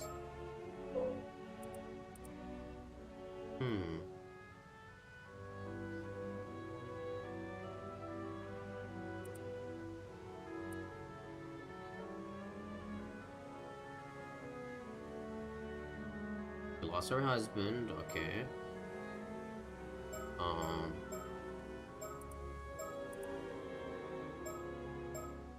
Chie Toyama, also the same story.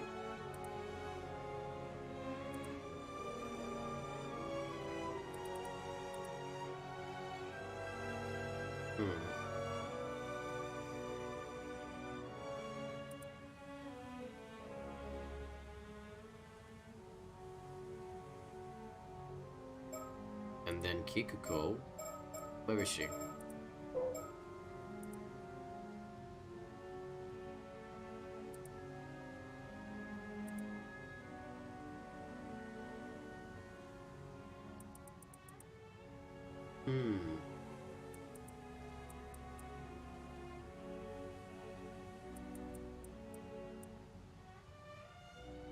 Okay.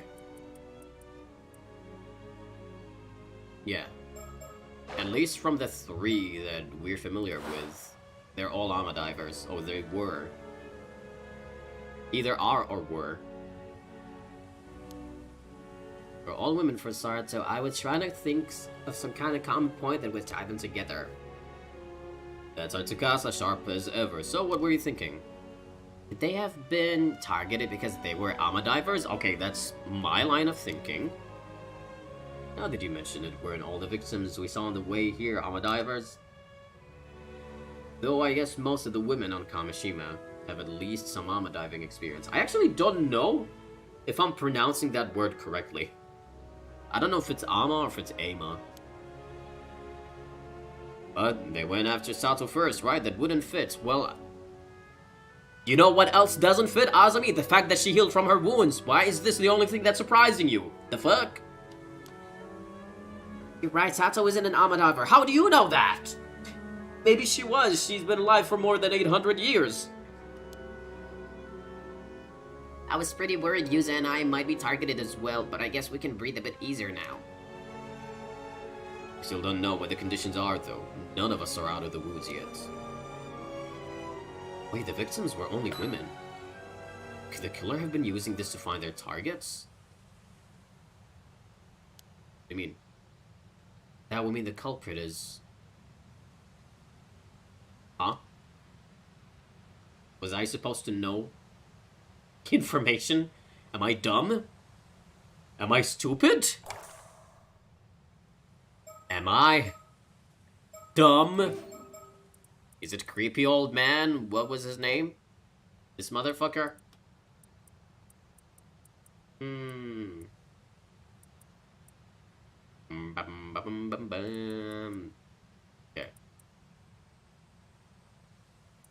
Does he want immortality or whatever? I don't know, man. I mean, we've been sus of him from the get-go. I'm not sure if he's, like, the one that's directly responsible for this.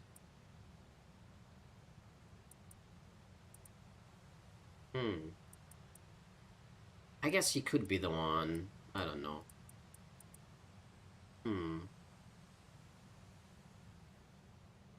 The culprit is... It's you, Leon Kuwata! As per usual, you know. It's always Leon Kuwata. God dang it.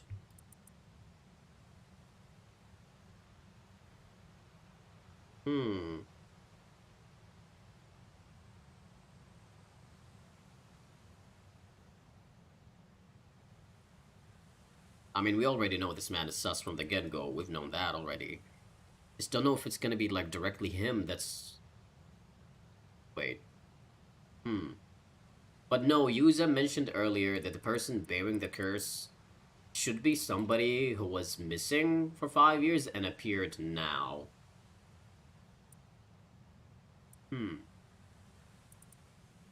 So I'm not sure if it's like him directly being the one bearing the curse, but he's definitely involved. By the way, I'm still sus of this guy. I don't know what his relation is to the fucking story, but he is extremely suspicious. I don't like him. That haircut says everything, but also, like, that description at the end, him walking nearby incidents whenever they occur, and he discovers the scenes first off, I do not like that.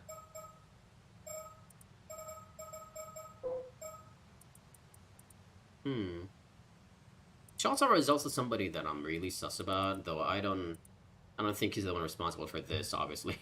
No. It's just that. This guy is a fucking weirdo, too.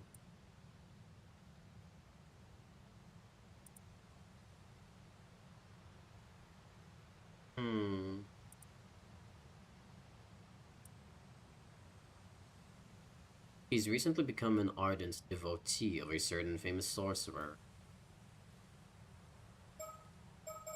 The only person I can think of that could be involved with this, perhaps indirectly, is this guy.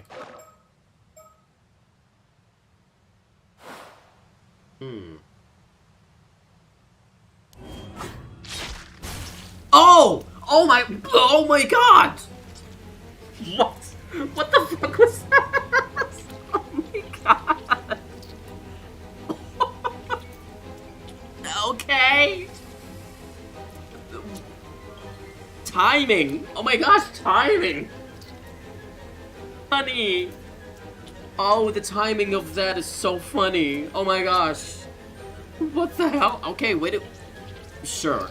Sure. You know what's gonna happen now, though? We're gonna see him resurrect. Oh, God.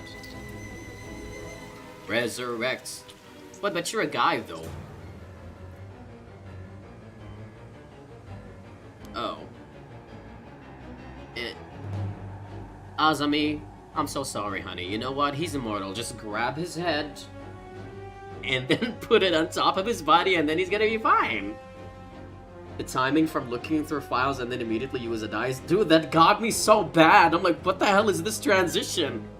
I was so focused on, like, clues, and then bam. No! I'm dead. Or am I? Oh, hi. Hi, babe. If it isn't the best character in this entire franchise. Well done in your efforts thus far. Oh, I love him so much. Take off your mask, please.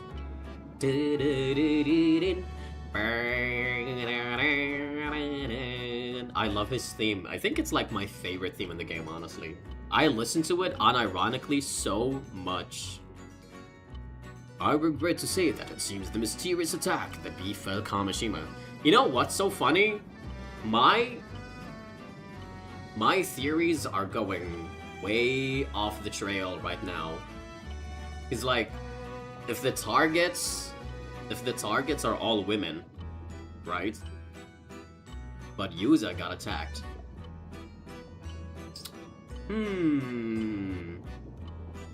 Then clearly, the conclusion is Yuza is actually a woman. That's right, I said it. Yuza is a girl. How is that possible? The game is woke, number one. Number two, I know it sounds funny when I say it, but the more I say it, the more it might actually make sense, because here's the thing, right?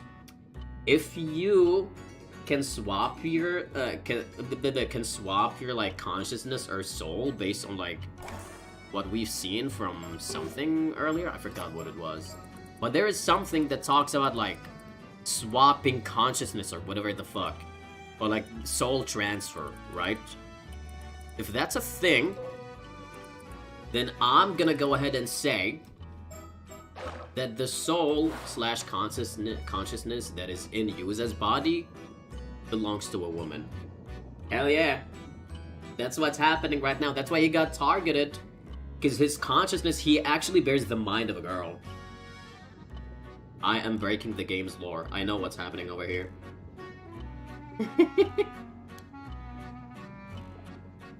Peace, friends. I know. We just love a woke game, don't we? We love to see support and representation. Has resulted in Yuza Minakuchi quite literally losing his head. There's nothing more we can do here, so let us bring this chapter to a close. For now, we will return to the story chart, where you may proceed with a different route. I wish you the best of luck on your journey. I wonder how you know I speak Spanish, Dust. It might be the fact that your name is Tamarindo. Ooh! Okay. Oh no! Do not put me in this position! Because I wanted to play as Arvi for a while, but then the whole freaking thing with Sato happened. Okay, so we're here. This is where Sato got slashed, basically. Alright, so if you go back here, that's before. Maybe over here we can find out what led to her being slashed. I don't know. But, you know what? Boom. We're gonna go back to our boy, Arvi. Funny enough, trans Yuza is a popular, or, you know, well-known headcanon in the fandom. Really? Oh, we'd love to see that. We love it. Discovering the Mermaids of Isebai. Arnav Barnum, a cheerful fantasy author, sets off on a trip to visit the mermaid legends of Isebai with his relative, Cersei Lunarlight, as his guide. Nakabeppo, ッポ Coast? What the hell? After much hustle and bustle, we finally managed to make our way to Isabey. Yeah, we're gonna put aside all the bullshit that we just saw, and we're gonna enjoy our time with Arvi. I mean, Avi. I don't know why I keep calling him Arvi. Take it all in now. We're standing on the coast of Nakabeppo in Mia Prefecture's Kawage town. Which means this is the Sea of Ise, the connection to the eternal world. How fascinating. I mean, how amazing. That's not what I said, Luke. Jesus Christ. Read the freaking dialogue boxes. Indeed it is. Come, Cersei. Henceforth begins our grand adventure in search of the legendary Mermaids of Isabey. How amazing. I just can't stop saying it. Without further ado, my name is Arnav Barnum, an American-born fantasy author. Please, call me Avi.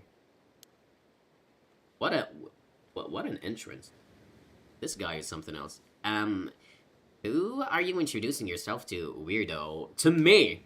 He's talking to me! Leave him be! He's quite literally looking at me. Oh, well, I simply thought a new beginning called for a little dramatic flair, you know? Ha ha ha, as I break the fourth wall. With that out of the way, perhaps my darling guide can provide some insight into the goings-on of this locale.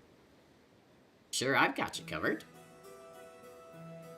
Yay, free roam, quote-unquote, surroundings. While this area is now called Nakabeppo, long ago it was a region of the Ise province known as Betsuho. Records indicate that 3 mermaids were caught in a fisherman's net along this coast back in the Heian period. Now, that's what I'm talking about. Let's hear more about those mermaids. They had human heads with the mouths of monkeys, and the teeth and bodies of fish, and they spoke and even shed tears like humans. Could these be the fish mermaids you mentioned before, Avi? Indubitably, yes. Indubitably. Yeah, we totally use that word, you know, on a day-to-day basis. This must be the place. I'm getting goosebumps. Right? I feel the same way. This is so exciting. Oh, okay. Betsuho. Okay, that's literally all the way over there. Wow, okay. Old name for the area known as Nakabeppo. So named during the events of the story. It has since been merged with Sioux City. Oh, okay. Said to have been the territory of Taira no Kiyomori's father. Taira no Tadamori. The area has a deep connection to the Ise Heike. Alright.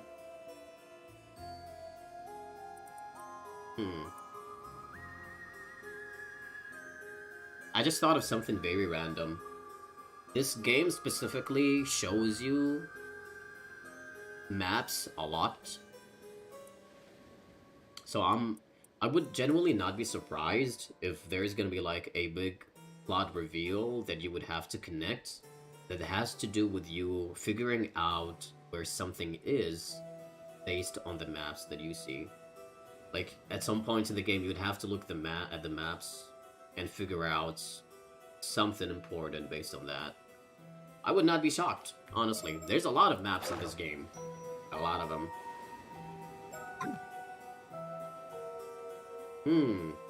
Let's look at the surroundings again.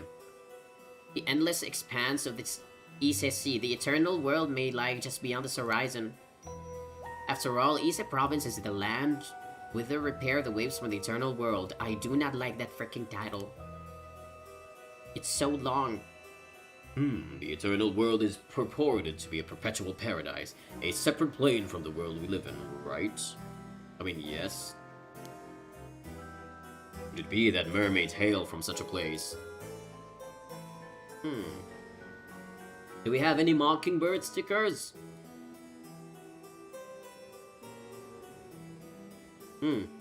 No? Wow. Boring. Boring. Alright, let's think. We've come all this way to a distant foreign land seeking mermaids. Of course, I have my own reasons for trying to locate the mythical creatures, but for now I intend to scour this land in order to learn as much as I can about its lore and legends. But it occurs to me that I never actually explained the particulars of my Isabey mermaid excursion to the girl. No matter, it's nothing of consequence, really, so I'll just introduce my reasons a bit at a time. Oh! Oh my god, we're getting his profile. Let's go. Actual profile. Notable works include The Fiend of Ringgit and the Solar Crow. Wait, what? Hermod's Travels and the Bon Appetit, the Phantom Gourmand series. Although a grown man, he still has a certain naive boyishness to him. Most evidenced in his passion for romantic tales and appetite for chasing his dreams. However, this also comes with an equivalent amount of immaturity, making him somewhat troublesome to deal with. I think he's pretty decent to deal with, actually. You just don't know how to deal with people who know how to express themselves. Yeah. He believes that most any circumstance he finds himself in will sort itself out, an optimistic creed that often sees him casually throwing himself into difficult situations. And he remains impressively unbothered, even on those occasions he does find himself in trouble. Often managing to slip out of danger with nary a dent in his usual carefree attitude. That he's made it this far unscathed is largely owed to sheer luck.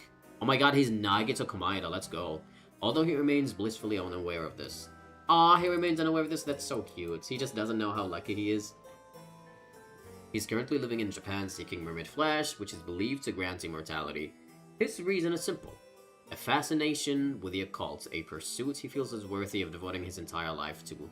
Indeed, he is primarily driven by his pursuit of romantic ideals. Alright. Interest in the occult. Among them was a mermaid. Whoa. Hang on. Discovered his great-grandmother's vast collection of mysterious occult artifacts. Among them was a mermaid mummy. What the fuck? You just... Okay, that's huge. Huge! The great-grandmother happened to be a relative of a main lunar light family in England, albeit one who had chosen not to succeed the family estate. After discovering this through independent research into his lineage, Avi made contact with the Lunar Light family and continues to maintain a secret correspondence with them to this day. I wonder if the mermaid mummy that was stored was like a fake or not. That'd be hilarious to find out that it was actually real. Alright, Cersei, this young lady is a distant relative of mine, the third daughter of the Lunar Light family. The Lunar Lights have been in the business of demonic exorcism in England for several generations now. As such, young Cersei has received education on this. Getting educated in my PARANORMASIGHT game. In order to continue her training, or more likely, simply because of her interest in the area, Cersei has come to Japan to study abroad. Upon hearing such news, I sought to employ her as my guide for this mermaid hunting expedition to Isebe. She's apparently quite fond of Japanese myths and folktales, and has already explored a number of areas concerned within the occult. Interested in visiting Mia Prefecture at least once during her stay, she immediately agreed to my requests. Alright, girl. Okay, exorcist.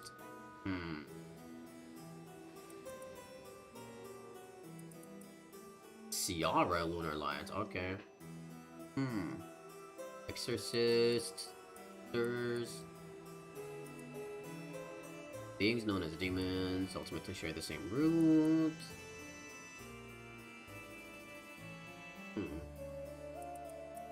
Primary spiritual abilities. Oh, okay, so this is gonna be very similar to when we play as Yumeko and Soto. There will be some kind of gameplay mechanics. Guardian spirits. Ability to call upon the numerous guardian spirits and invoke their powers to exercise spirits. Okay. Shikigami, the ability to turn a piece of paper with an individual's name written on it into a butterfly. Oh, okay. Which will return to the individual in question, although she does not have to be the one who wrote the name. It must be Cersei who casts the spell on the paper. Oh, I guess this is... Wait. Oh, that's huge. What? That's so helpful. So essentially she can write basically any suspicious name on a paper, and it will like kind of track down that person, because the butterfly is just gonna keep following who that person is. Dowsing, the ability to use a pendulum to search for a target based on what the user can sense of their spiritual power. The effective distance of the spell depends on the strength of target's spiritual power. Okay.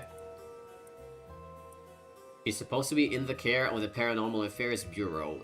Okay, I kind of had my suspicions that she's affiliated with them in some way.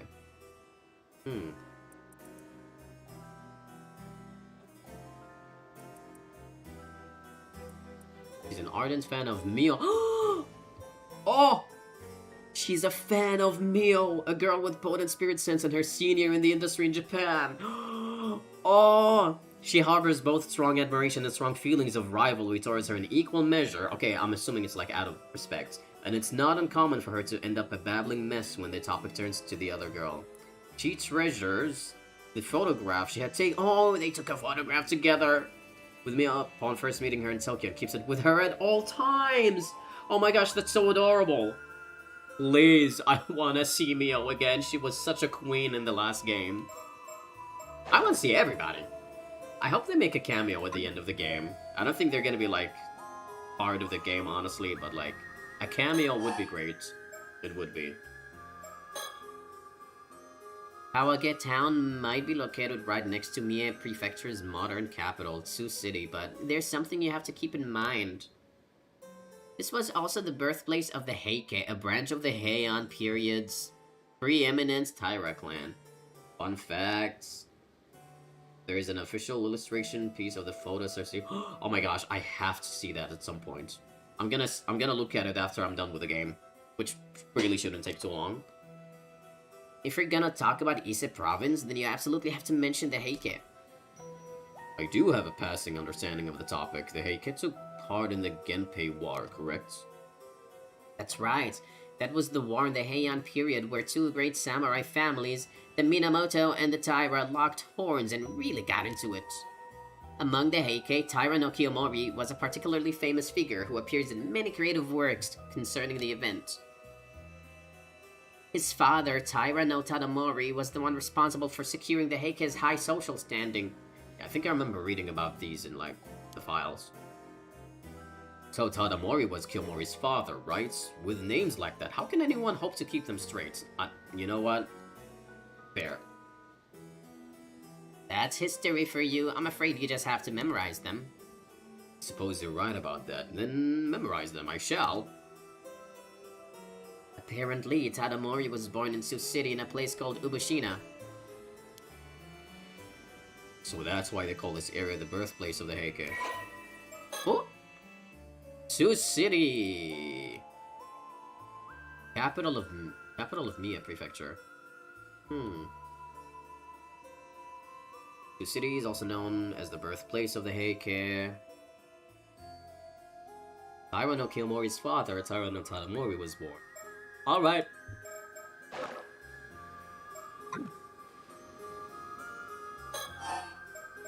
Talk about the place. Oh, give me a moment. I'm gonna go take a quick bathroom break. I will be right back.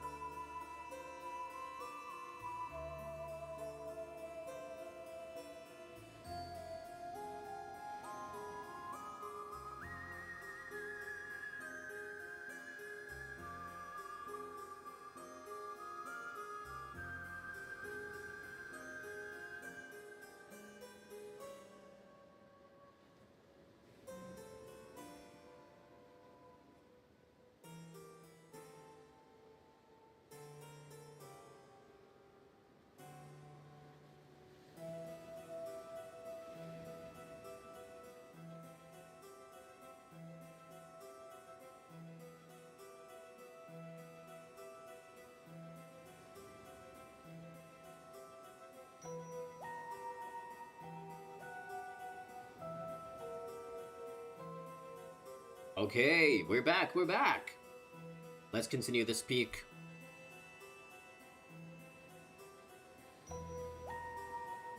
This is the metropolitan center of Mie and a locus of historical events.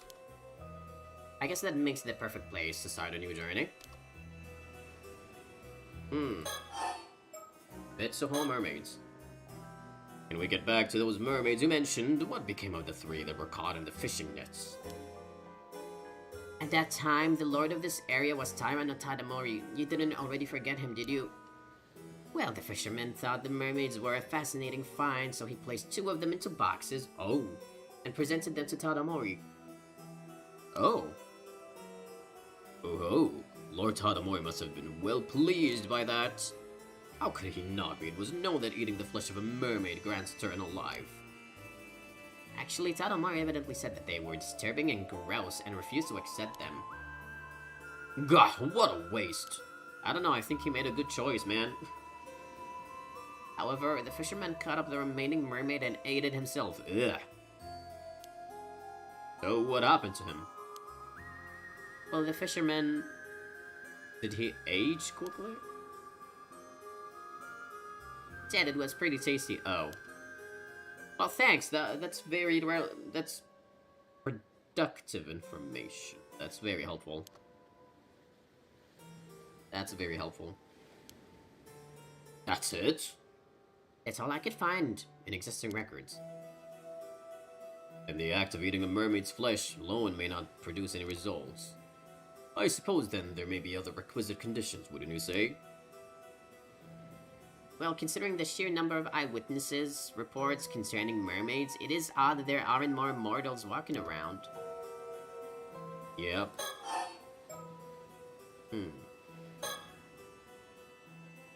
There don't seem to be any records about what happened to the mermaids that Tadamori refused to accept. I suppose it's possible someone in the Heike clan snuck off with them. Now that's a hypothesis I can get behind. Talk about the Heike. I've put together an assortment of files concerning the Heike, so feel free to give them a look if you're interested. You have my heartfelt gratitude. Ooh, thank you. Okay, we've got new information.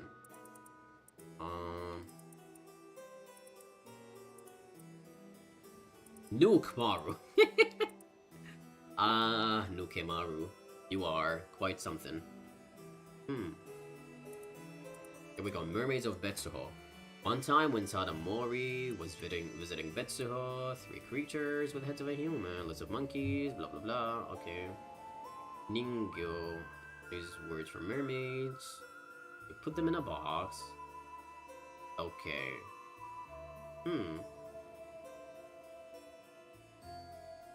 I like that this is... They thought this information was something that needed to be said. Guys, if you didn't know, mermaids actually taste good. We now have actual confirmation that mermaid flesh tastes awesome.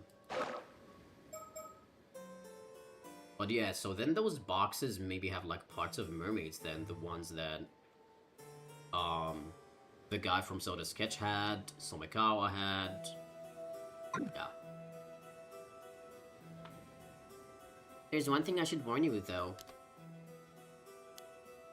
This group sometimes gets referred to as Isetaira as well, which might make things a little confusing.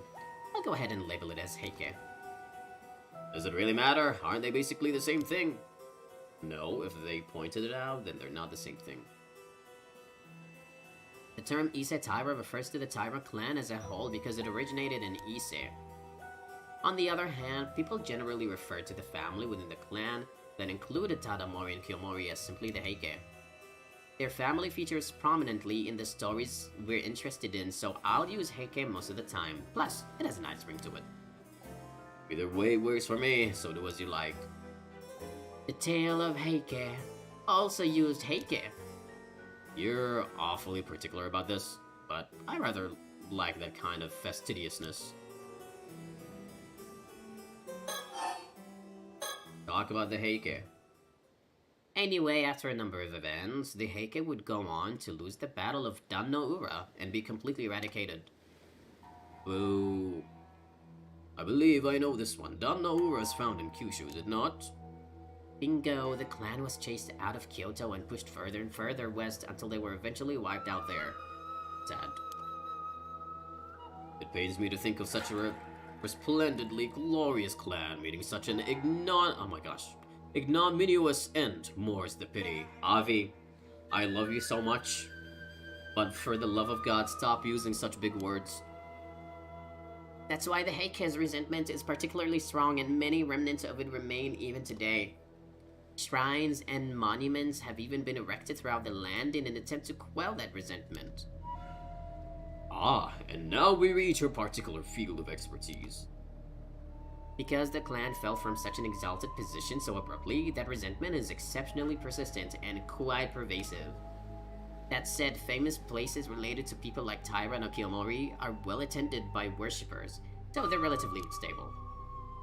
It's the puffed up and pretentious Heike clan members that no one even remembers who caused the most trouble. I seem to recall a number of individuals going so far as to claim that those outside of the Heike clan could not even be considered human.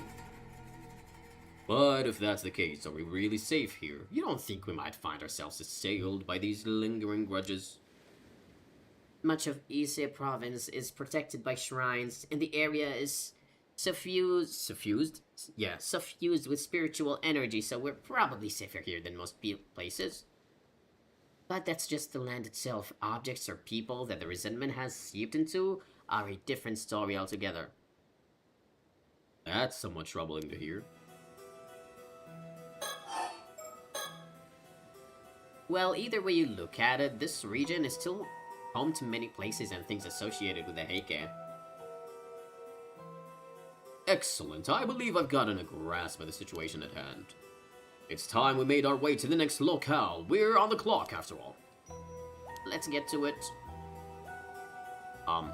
Okay. We're moving. Let's go to Ano Town. Fate unknown. We're in Kusawa. That's a place.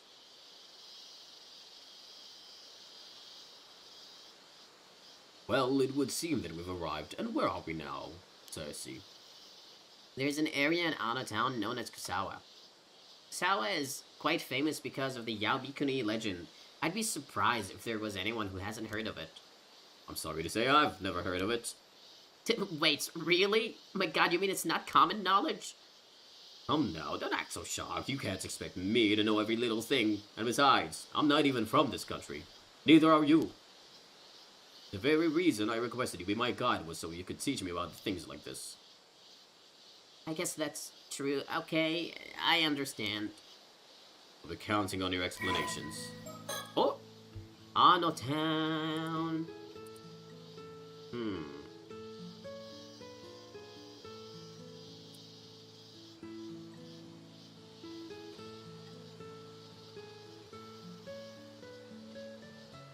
Alright. Please. I need a mockingbird. I'm so mockingbird deprived. Where are they? The fabled beauty of the serene Japanese countryside, it really is charming. Oh yes, the incessant chirping of locusts combined with unrelenting heat. This is Japanese summer, alright. It's fascinating to think that such a peaceful place could be home to such profound historical events. I'm practically jittering with excitement. I can see that. Let's try to keep a cool head, shall we?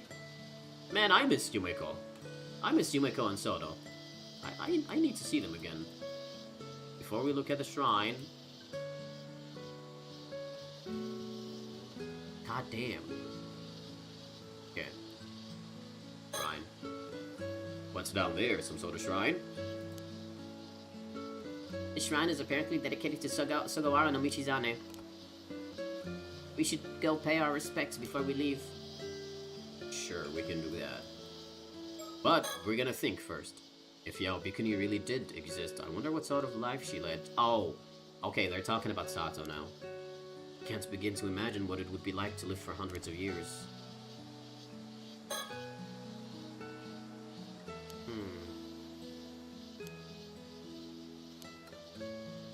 Boop. Legend of Misato. The legend of Yabikuni originated here in Kusawa, Ano Town. Long, long ago, a 17-year-old girl named Osato lived in this village. Oh. Long, long ago. She's been 17-year-old for God knows how many years. Okay. She unknowingly ingested the meat of a mermaid that was served during a village gathering and became immortal. After subsequently... No, I didn't mean to do that. After subsequently being persecuted by the other villagers, she became a nun and made a pilgrimage around the entire country. At the end of the story, she eventually returned to this village and lived out the rest of her very long life. Tales told in other parts of the country play out in almost exactly the same fashion. Yeah, I guess that's true. Yao Bikuni... Bikuni, fully ordained Buddhist nun. Breathing flesh of a mermaid can be found almost the region of Japan. Girl who ate mermaid flesh lived for 800 years. Wow. Sato, I am so sorry you had to endure living for that long. I cannot even imagine. Once upon a time, a beautiful girl by the name of Osato lived in Kusawa village. One day, when Osato was 17, the flesh of a mermaid was served at a village gathering. The other villagers, disturbed at the thought of eating such a strange creature, refused to eat it. But Osato unknowingly ate the mermaid's flesh. From that moment on, Osato didn't age a day. Shunned by the other villagers and treated as a monster, she was eventually forced to leave the village, becoming a nun. Osato traveled the length and breadth of Japan for hundreds of years before eventually returning to Kusawa village, where her long life at last came to an end. Aw, poor Sato.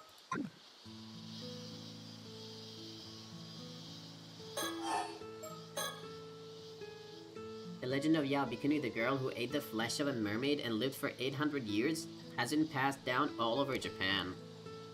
Not only here in Mie Prefecture, Zano Town, but in Fukui, Aichi, and Gifu Prefectures as well.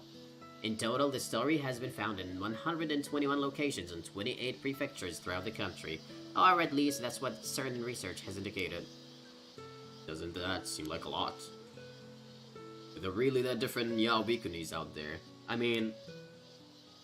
Not all of the legends can be true, but I actually have a theory on the subject. Would you like to hear it? By all means. Most of the legends refer to a woman who stopped aging and lived for 800 years after consuming the meat of a mermaid. See, this is like kind of weird, because if she lived for 800 years, how was it that, like, and I mean, she kept moving around in Japan, how is it that nobody ever, like, questioned her? How has nobody ever been suspicious that there's this young lady that has been alive for a while, that hasn't aged after all these years? I mean, I don't know, whatever. At that point, because others would find it strange that she wasn't getting any older, so she wasn't able to live in normal society anymore. Yeah? I suppose that would be natural. It would explain why she... why do I keep skipping like that? She got the name Yao Bikuni, the 800-year-old Bikuni nun. And that's how she got the name Yao Bikuni, the 800... Oh, that's her saying it. With 800 years on her hands, she could have easily made a pilgrimage around the entire country. How interesting. Buddhists, priests are known for trekking throughout the land as a form of ascetic training. And if you consider the 121 locations where the legend was found, with 800 years to spare, she could have spent 6 years in each location. And because she's been here for around that long, that's why we had that disaster happen? 6 years would certainly be enough time for her to make a name for herself in each and every location, right? Oh, my dear, I believe I see what you're getting at. Your theory posits that the stories of Yao Bikuni that have been passed down in every corner of the country all refer to the exact same individual. Yeah, that's what I thought. Well, it might be a bit much to say that all of the same. There may have been a few different people. but it's more convincing than the theory that there were 121 people. I also think the Yao Bikini of Wakasa province is the most likely origin of the legend. I wonder, don't all of the different instances of the story throughout Japan also claim that particular location is her place of final rest? That may be true, but I assume that each of those different places wanted to have a grave or some other tangible marker to base the legend on. But with so many people that are purported to have lived for 800 years all die at around the same time, it seems pretty unlikely. And you believe some of the tales were embellished somewhat. Isn't that the same for quite literally all legends and all tales? That sort of thinking happens all the time. Legends are always mixtures of truth and fantasy. True. Moreover, it doesn't make sense that every single immortal would decide to become a nun. There were likely some places that simply believed Yao Bikini was the term for an immortal. Rather than a nun, for all we know, she said,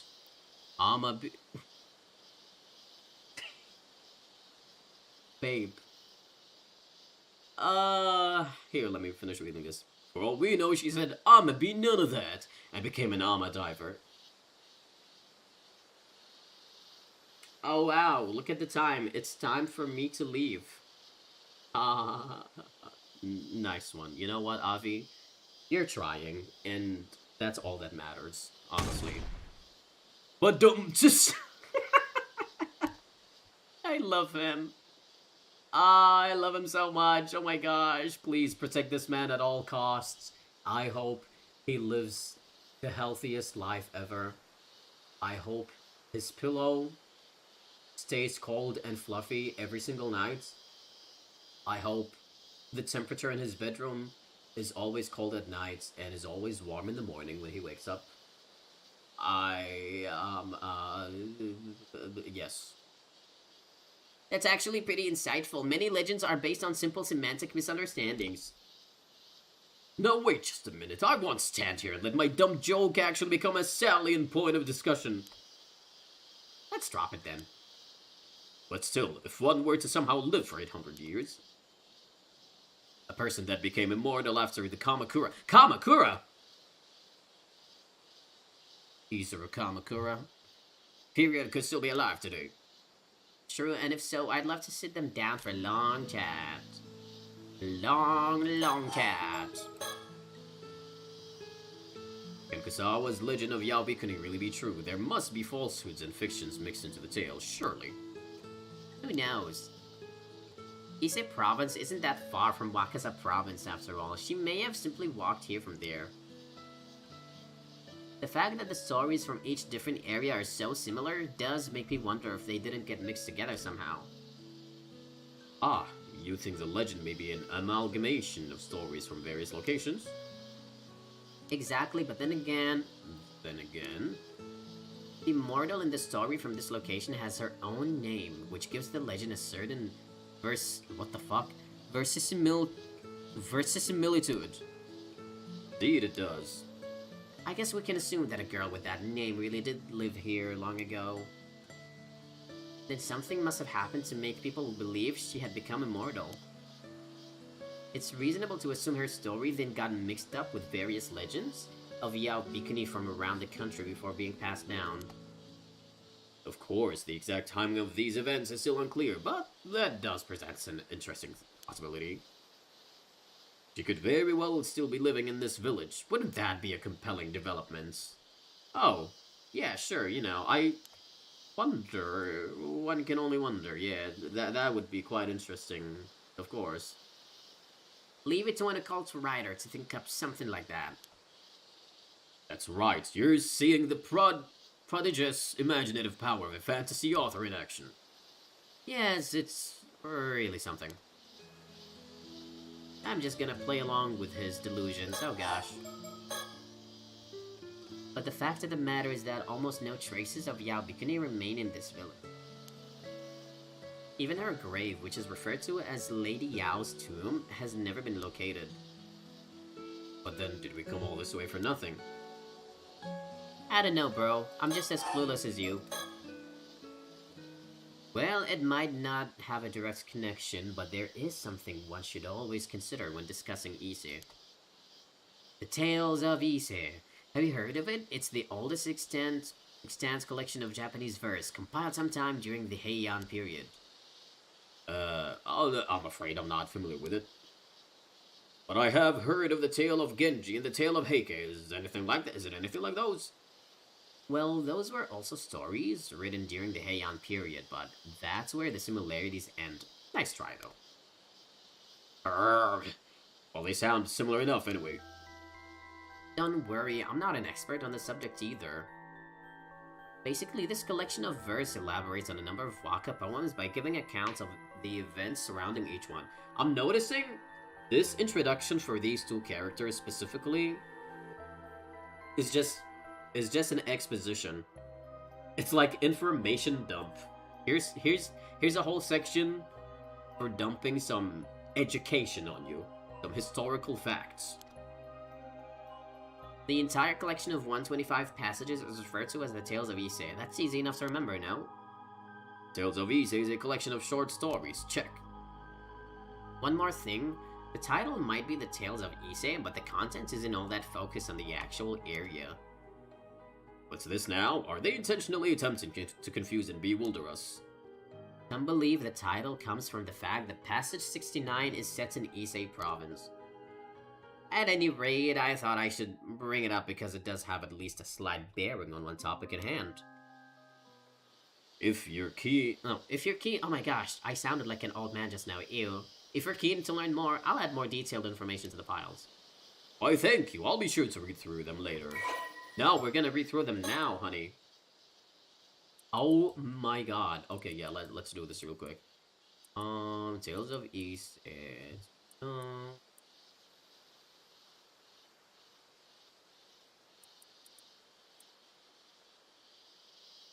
Poets, alright. Narrative spans 125 episodes. Covers the life of a man from his coming of age to his death. Focuses primarily on the protagonist and the people around him. Uiko Booty, having come of age.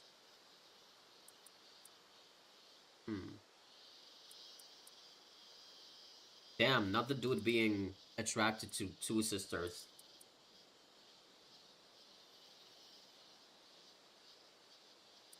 It's really interesting. It's very interesting to me that when they write a man, they write it in quotation marks. That's interesting. Man discovers in the morning that she had disappeared, devoured by a demon. Oh. Feeling despondent about his future, a man embarks on a journey to the east with friends. Flower.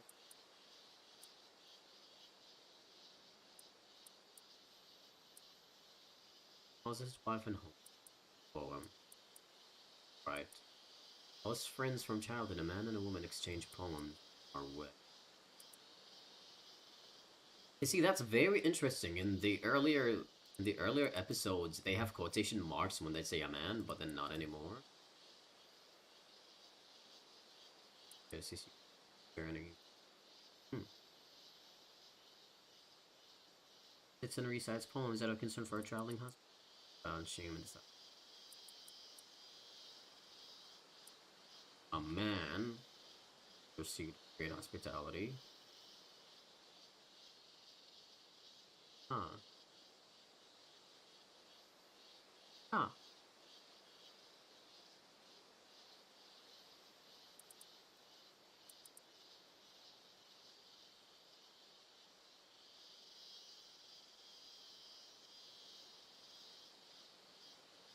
There's the spring. Who guys were the woman? Screen along, then to finally meet face to face. Interesting.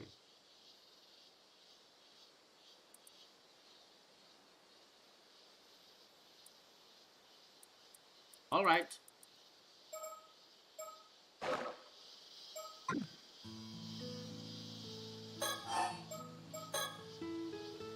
There is one thing we can learn from the Tales of Ise. Adding the tale of to a book title really classes things up. You should keep it in mind. Oh, girl, Cersei would be a big fan of Tales of games. She's gonna play those games and be like, oh my god, they have the word Tales in them, that is so cool. It was apparently all the rage during the Heian period. Couldn't agree more, my next work is certainly gonna be a tale of, oh gosh.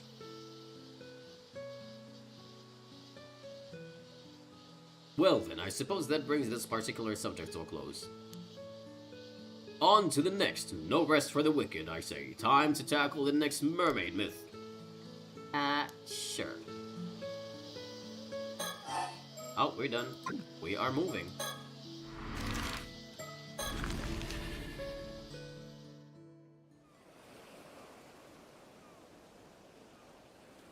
Maybe there's gonna be a mockingbird here.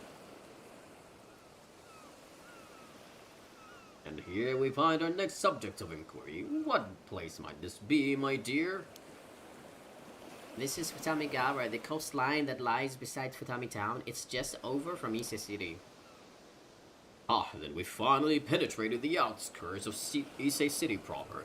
Things are certainly beginning to heat up.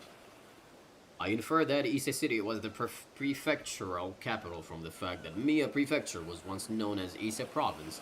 Not bad, eh? Well, I can understand how you would arrive at that conclusion. But the truth is, Mia Prefecture is composed of 4 separate provinces: Ise, Shima, Iga, and Ki. Is that so?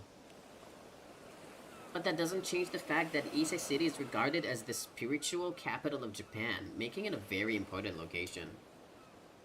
Very interesting, but the sun has already begun its steady descent, so perhaps we should pick up the pace a bit. You know what? I noticed something.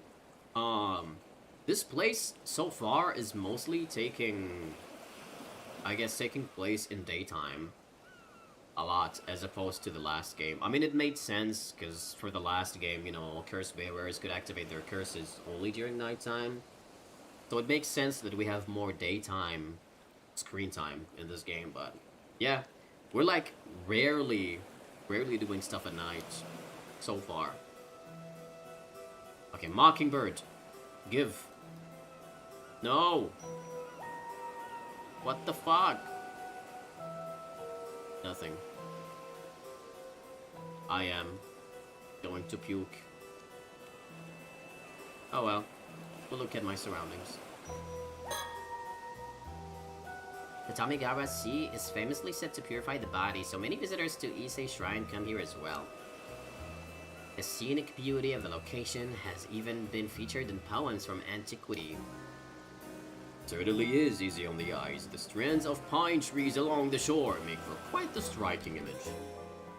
To make it even better, the embankment we're standing on offers a 360-degree view of Ise Bay.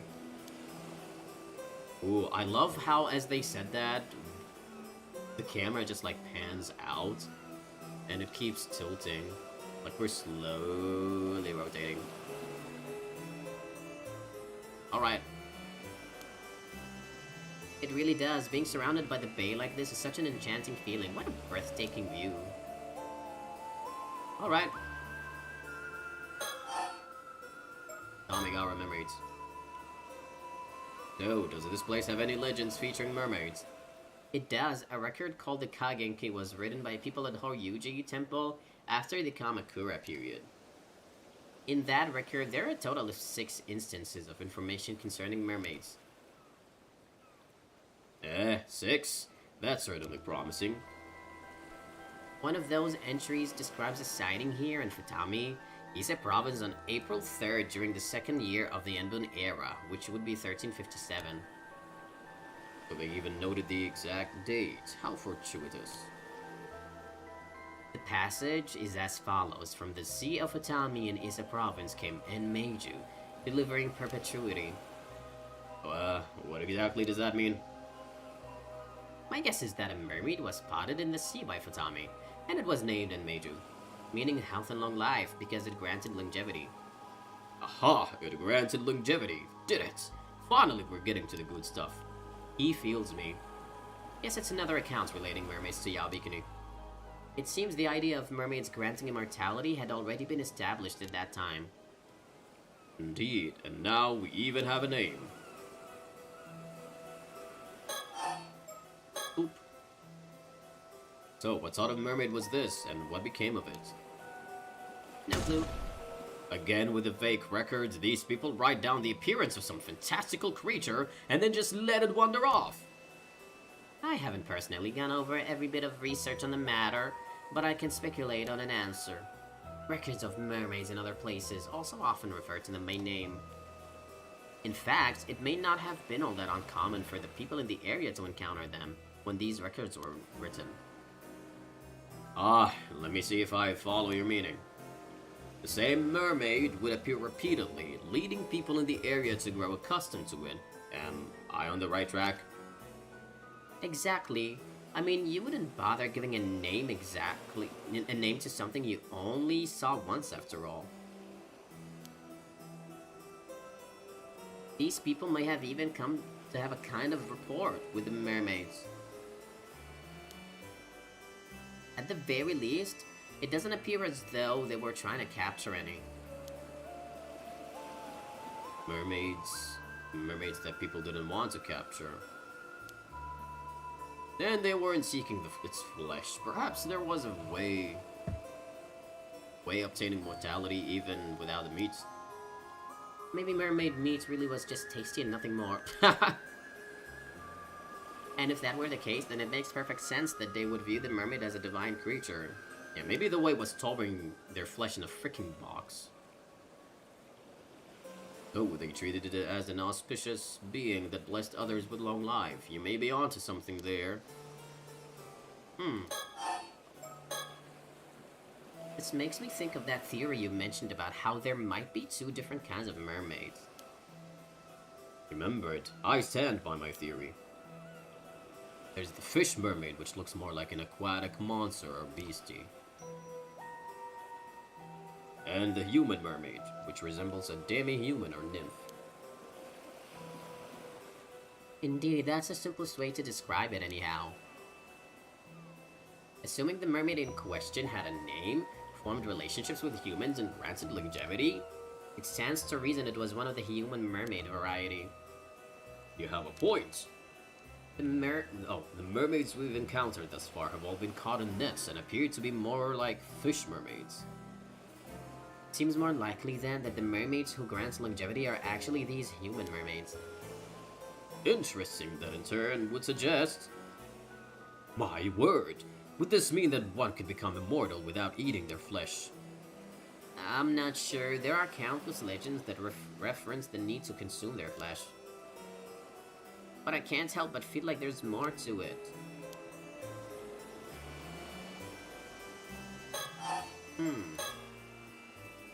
If human mermaids are capable of communicating with us, I'd really like to speak to one. Agreed. Interesting sighting. Ah, speaking of which, this is entirely unrelated, but there's something I've been wondering. Do you mind? What? But our conversation was just getting good. Protest all you like, but I shall ask anyway. On our way here, I noticed a certain something adorning the entrances to everyone's houses. What was that? Oh. Those are Salmon Shore Eye talismans. Salmon Shore? Oh my god. Salmon Shore Eye? What an old man. Yes, although in most of Japan, they're usually only hung up around the New Year, but here in the Isetoba-shima region, they're traditionally left up all year long. Interesting. I can add more detailed information to the files for you later. Whoop. Salmon Shore Eye. Okay, so talisman. A variety of forms. Alright. Cliffs, bags.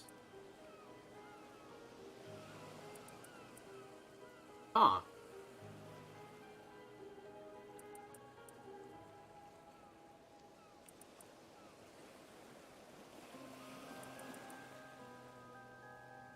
The deity Gozo Tenno. set out to court the Princess of Ryuga. However, when night fell, he found that none of the nearby inns had a spare room to offer him, and so he turned to two brothers who lived by the sea for hospitality. Okay.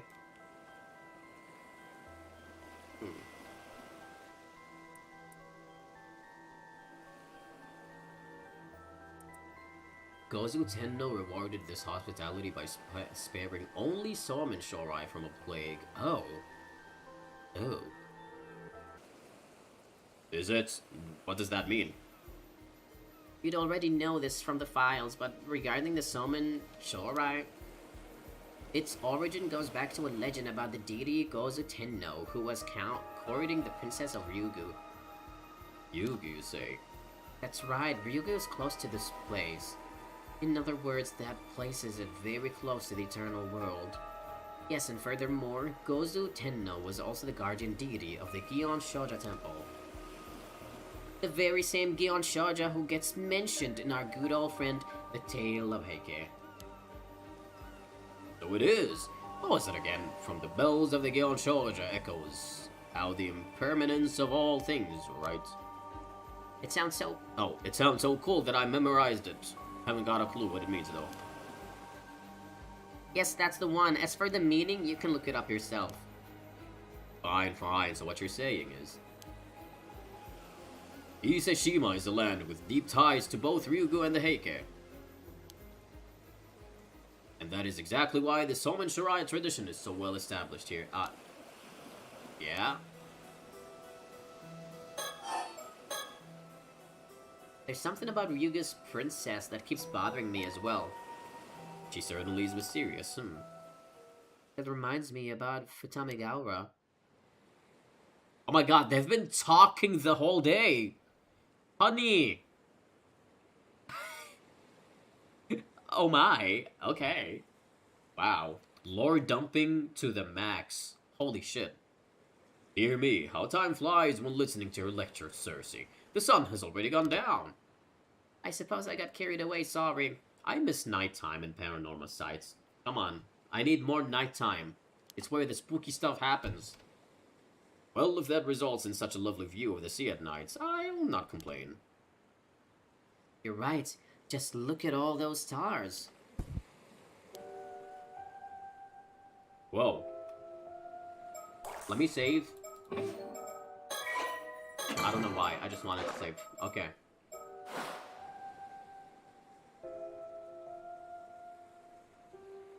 Why did the music change like that? Hey.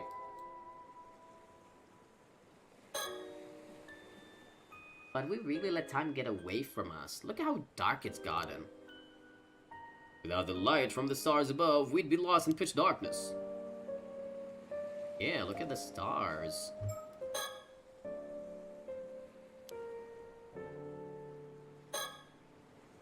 But look, the heavens are entirely enveloped in a shower of dazzling pinpricks of light. What a sight to behold. Would you happen to be versed in constellations, Cersei? Well, the only constellations I know are the ones in this one video game that I've played before. I don't know if you've ever played it before, it's called Genshin. It was kind of fun when I played it, but you know. I've dabbled a bit in astrology, so I guess I know a thing or two. Excellent. Do tell.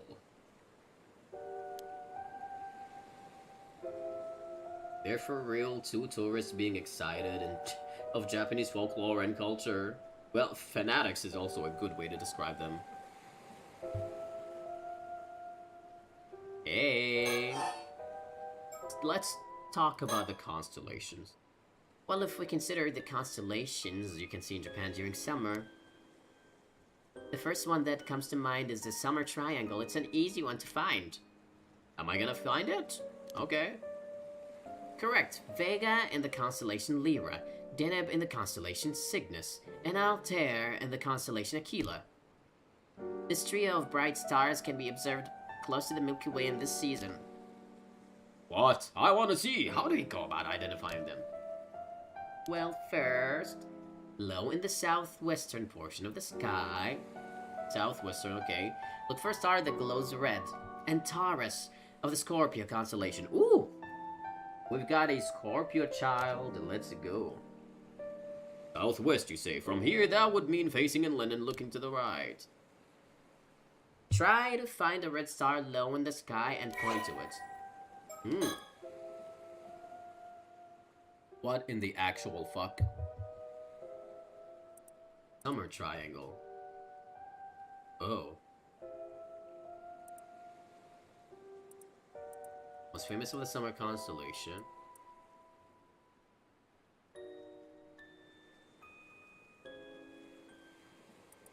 How to find the summer triangle. Almost directly overhead around August. Southwest.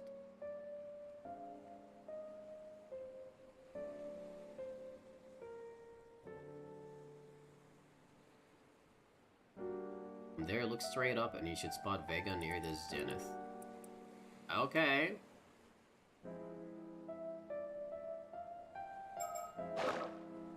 Am I actually doing this? Oh my god, I am. So it would be these three then, right? Star, star, star. But let's look around more. Ooh! Look at that! Pretty sure it's the ones we saw earlier.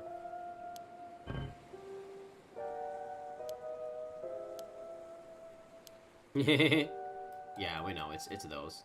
Oh, wait, no. Yeah.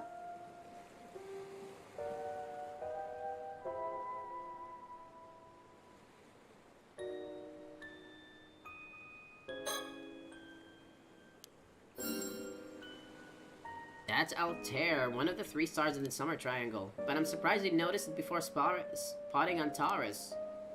I spotted Antares. It was like just chilling there. I was even thinking of having you look for Vega next, but I guess we don't have to go in any order. I wanted to click on the red star so badly. Part of the Aquila constellation, Altair is also known in Japan as Hikoboshi for its role in the Tanabata Star Festival. Then that must mean the Orihime star will be on the opposite side of the Milky Way. Exactly right. Can you figure out which one it is? There's still another star in the summer triangle to find. It might be hard to see because of the angle. Right you are. It certainly is a bit tricky to see something directly above you. I mean, that's Antares, little red one. Let's look at all of these. That's Deneb, one of the 3 stars in the summer triangle. What are we doing right now?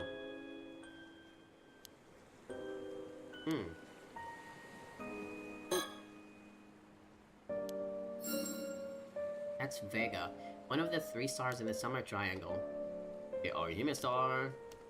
That means I've managed to spot both Orihime and Hikoboshi. It's as if I've drawn the 2 star-crossed lovers together with my own hand. How overjoyed they must be. Yeah, nice work. I didn't expect you to be such a romantic. There, I've located all 3 stars of the summer triangle. How do you like that? Oh my god, she was actually clapping. What the hell?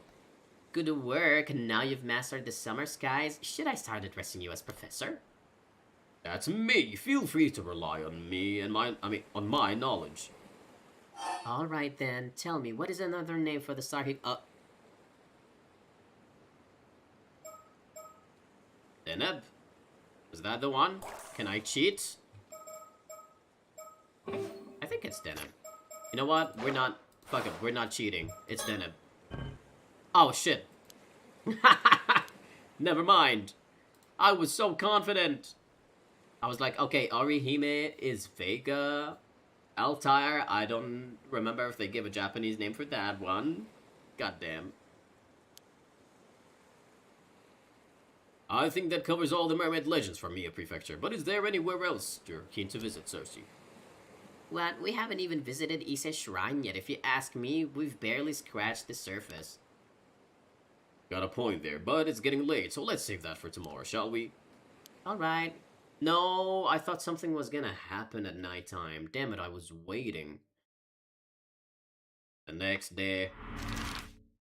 Alright.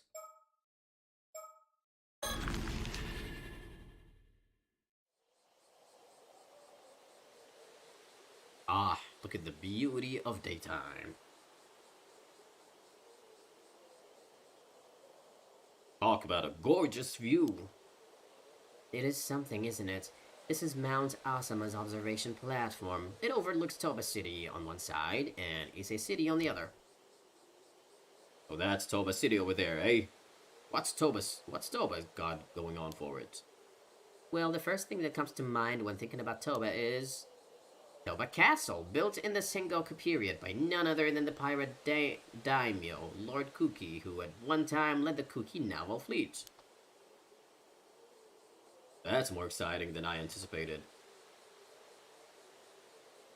Okay, this is a little too much lore dump on me right now.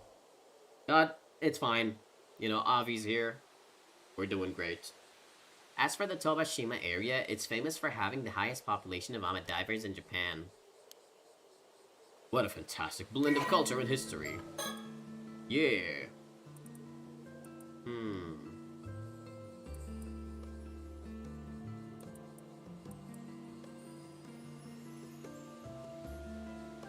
Alright.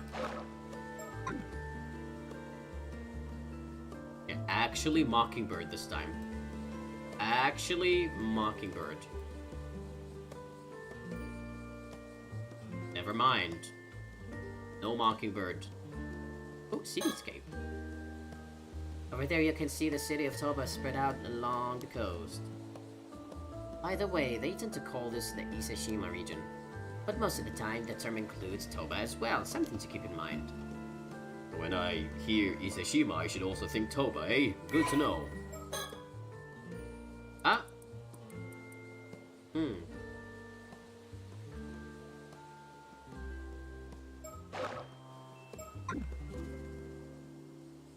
Surroundings.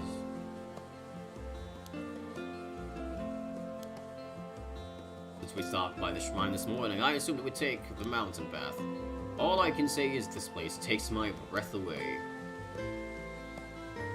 Alright.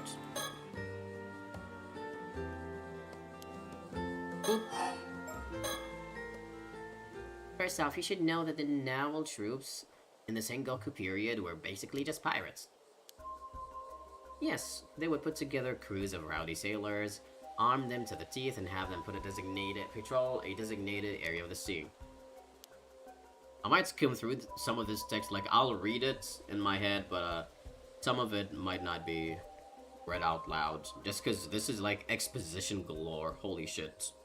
Not that it's not interesting, obviously it is, but I'm noticing how big, you know, this section is for the exposition.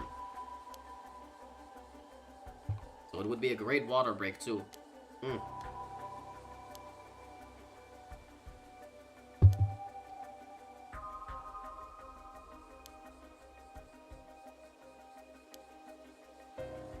Oda Nobunaga, I've heard of. He was the demon king of the sixth heaven, no? He's so excited about that. I love him so much.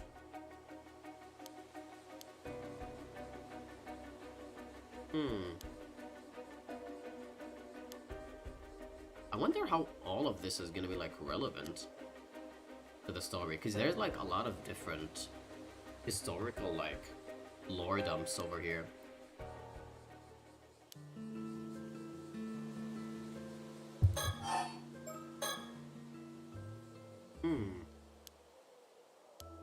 Here we go, another legend. Princess Hatsune Miku.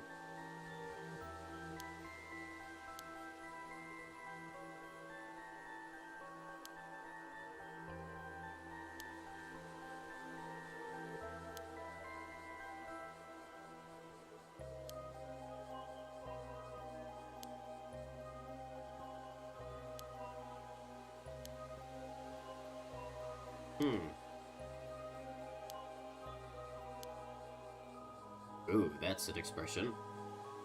When authority figures try to force other people's hands, they bring these things upon themselves. It's just asking to get cursed. Ooh, okay. Fair enough, I see your point. Still, the princess did take it a bit far. To me, though, it almost feels like that part was tacked on later. As if someone thought it would make the story more impactful. And that word of it would travel further if the princess killed herself at the end. Oh, if you're right, that would change the story completely. But there is something else that interests me more. Sumitaka became head of the Kuki clan in 1560, but he was so young that Yoshitaka had to be appointed as his guardian. Alright.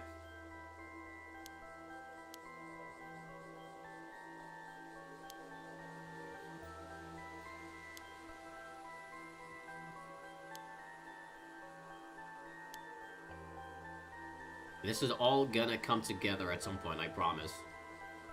It's somehow gonna be relevant.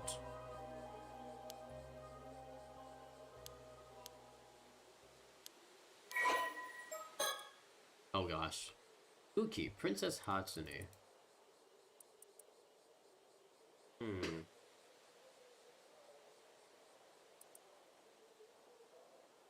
We've got powerful figures. Taka's in the service. Sumitaka.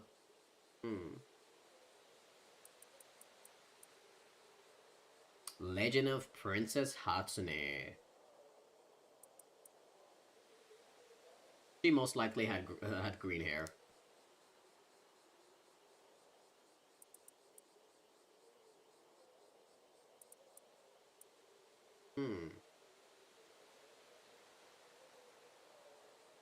Ooh.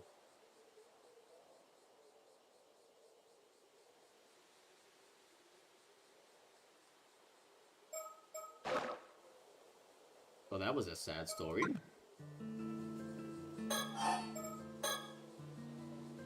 I just realized something. Kuki Sumitaka died or was assassinated exactly 400 years ago. Huh. Is that significant? It is. A special spiritual significance is attached to periods of 400 years. Huh. Oh! Cycle of death and rebirth supposedly lasts 400 years. Now that...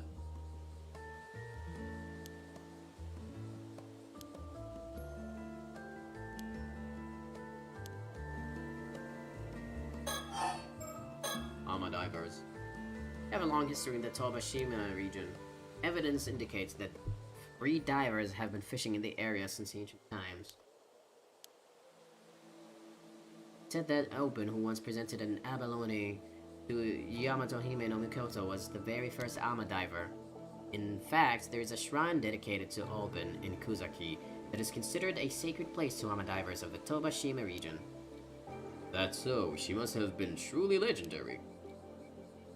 Moreover, there are several poems in the famous 8th century poetry anthology, Manyoshu, that depicts the Alma diving in Shima province.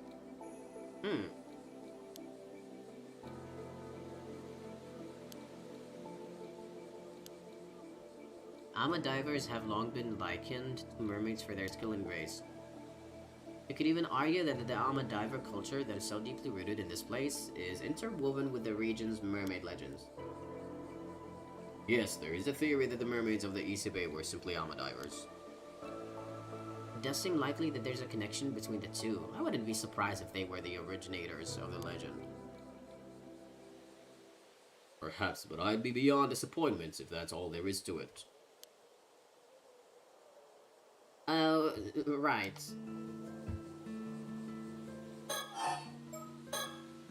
What else do you got? More legend? Dude, every time we click another option when we speak to Cersei, she's always gonna say things like, there's this other legend that I heard, and there's this another legend that I've heard. Let's talk about it. Oh my gosh. But at least this one's a lot more interesting because it's about the Tomokazuki.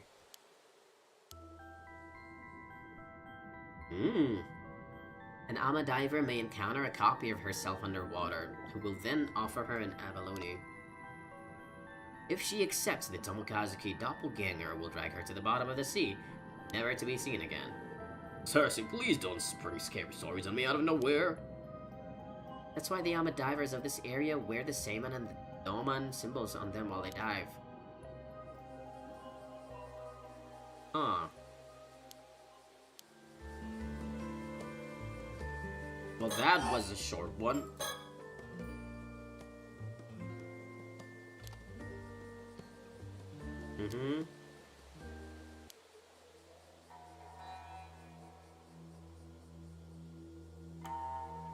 Exactly. In fact, after the Heike were defeated at Danna-Ura and were lost beneath the waves.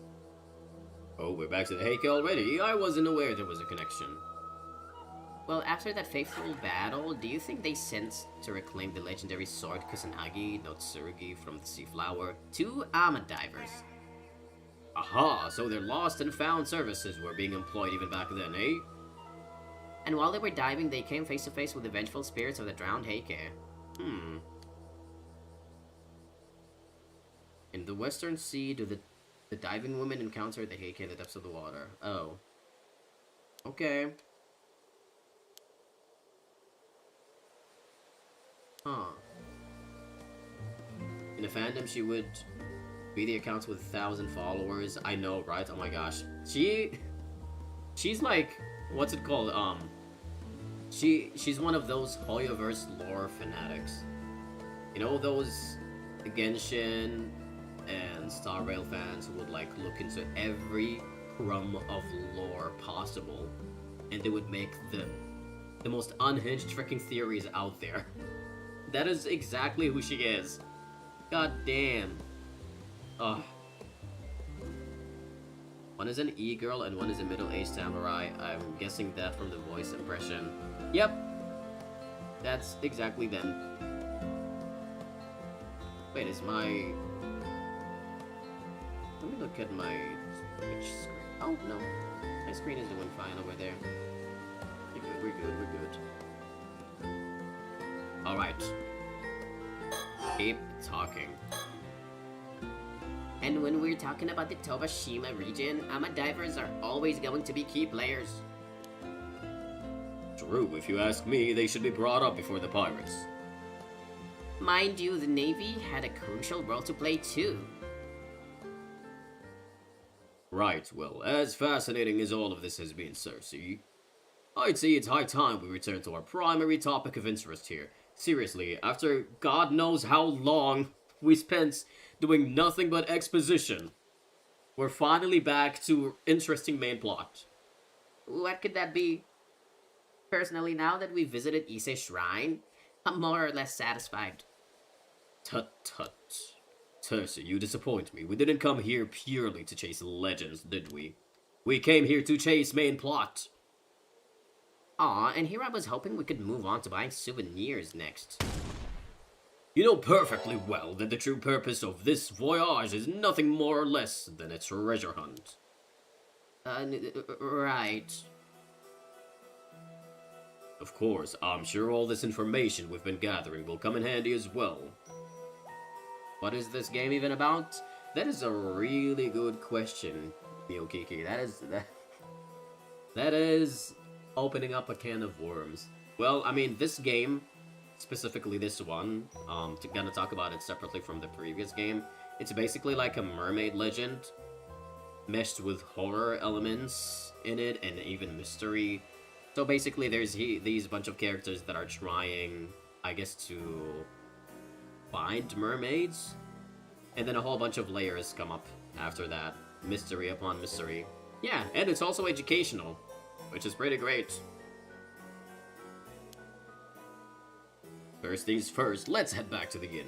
From there, we can plan our next move. Mermaids 101, exactly. Ooh! Yes, oh my gosh, this is like one of the best features of the game. I love it when you come back to the story charts and you see like the events expand to a different section so that you can tell when they were actually taking place. Alright. Treasure hunt, arriving on Kamishima. What is that? It is honestly hilarious that I can just choose either of these. I don't have to play these in order. Avi and Cersei finally arrive in Kamishima on the hunt. I love them. I kind of want to go to Sato for a little bit though.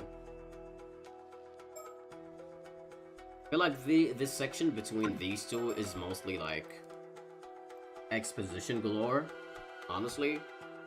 Which is fine, but I do want to see what Sato is all about, actually. Because I'm really interested after what happened. Yeah. Sato Shiranami, a mysterious girl with an unknown background who arrived in Kamishima several months ago, returns to the home of Shinobu Akamura, where she is staying after having been out all morning. Yep. I am interested to see what's up with her.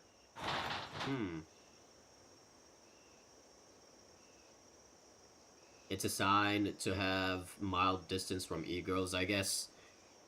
Honestly, I mean, that girl is not an e-girl though. She is... I thought at first she was like a little brat, but nah, she's just... She's a character. I don't know. Definitely not one of my favorites in this game so far. I think she's okay, though. She's a bebe, too. What is she, like 15 or something? Yeah, she's a bebe. Oh, Mr. Wakamura, good morning. Now this is where the good stuff happens. Let's see. Oh, Sato, you're back. Where have you been? Oh, I've been helping out at Tsuyu's place. Look at me, looking all innocent, totally not suspicious. Woo.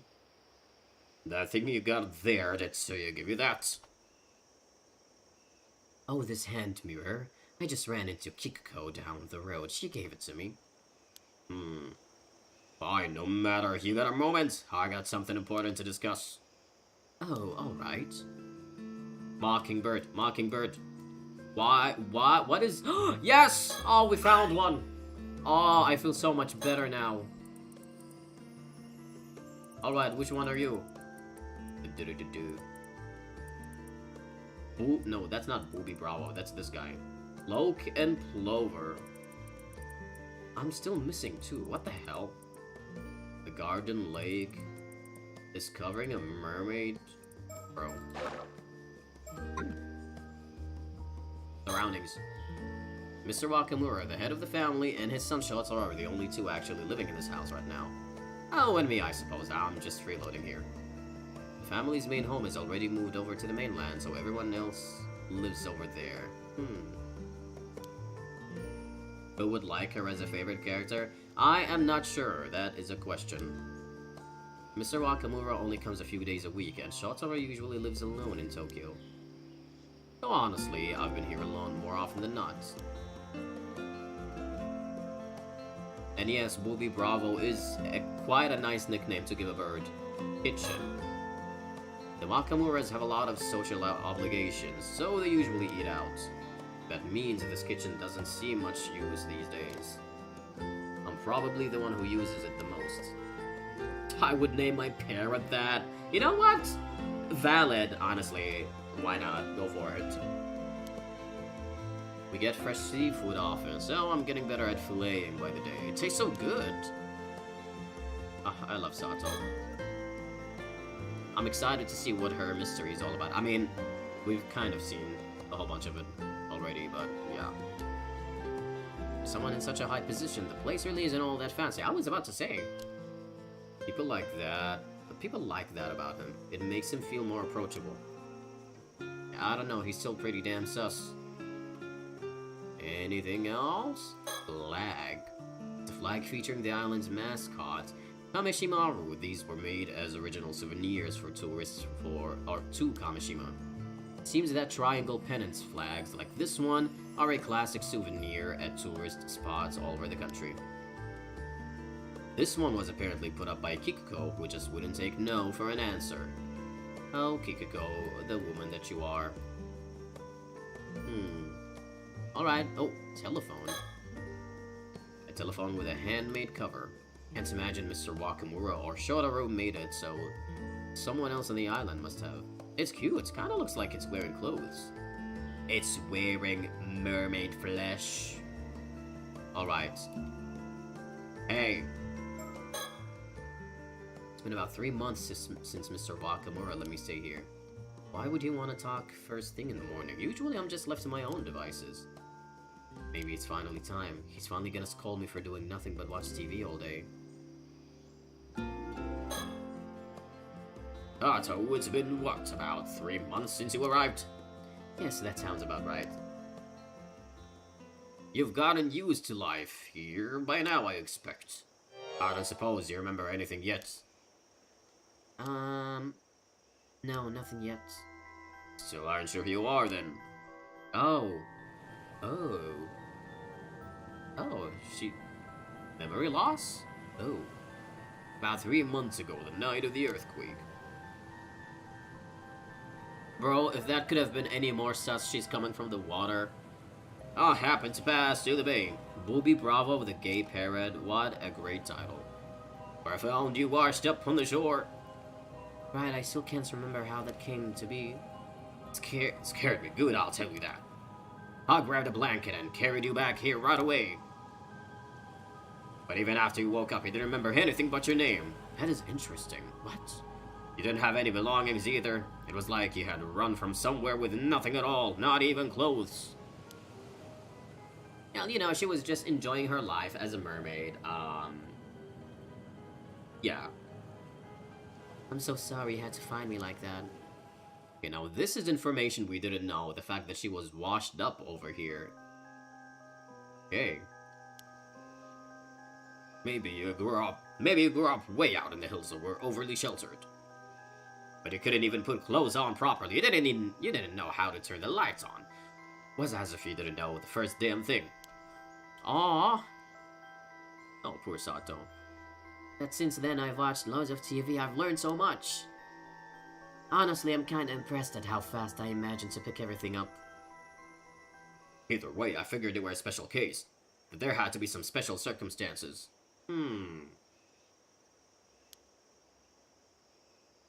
So I decided to say you were a relative of mine and keep you here until you remembered something.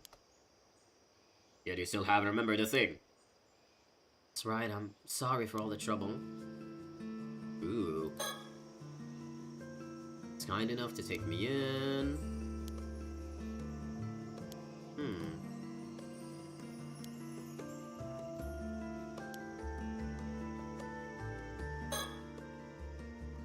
I was really hoping you'd have remembered something by now.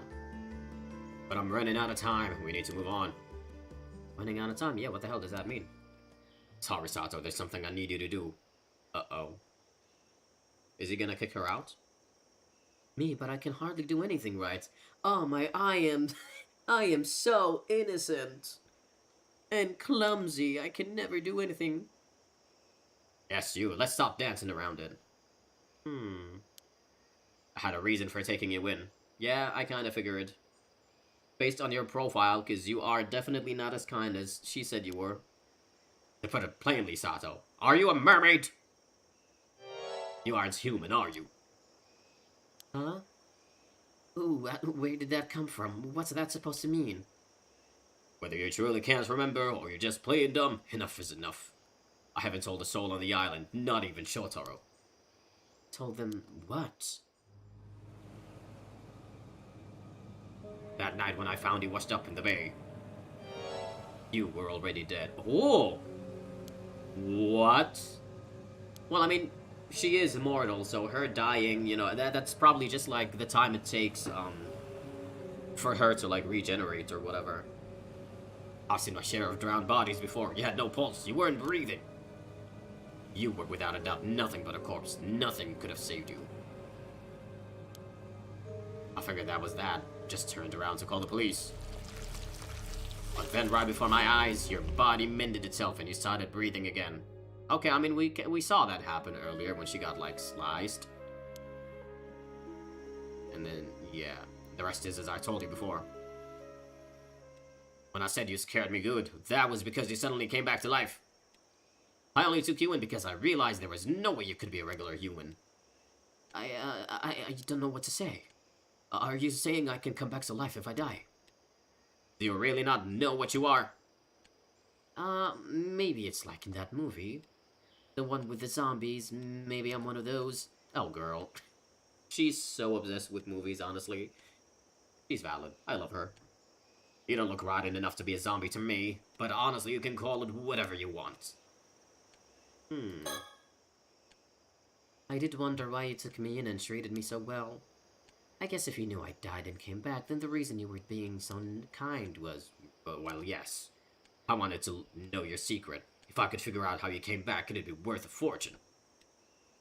Right, makes sense. Doesn't mean I wanted to be rough with you. The plan was to let you settle in, and once you remembered, we'd talk.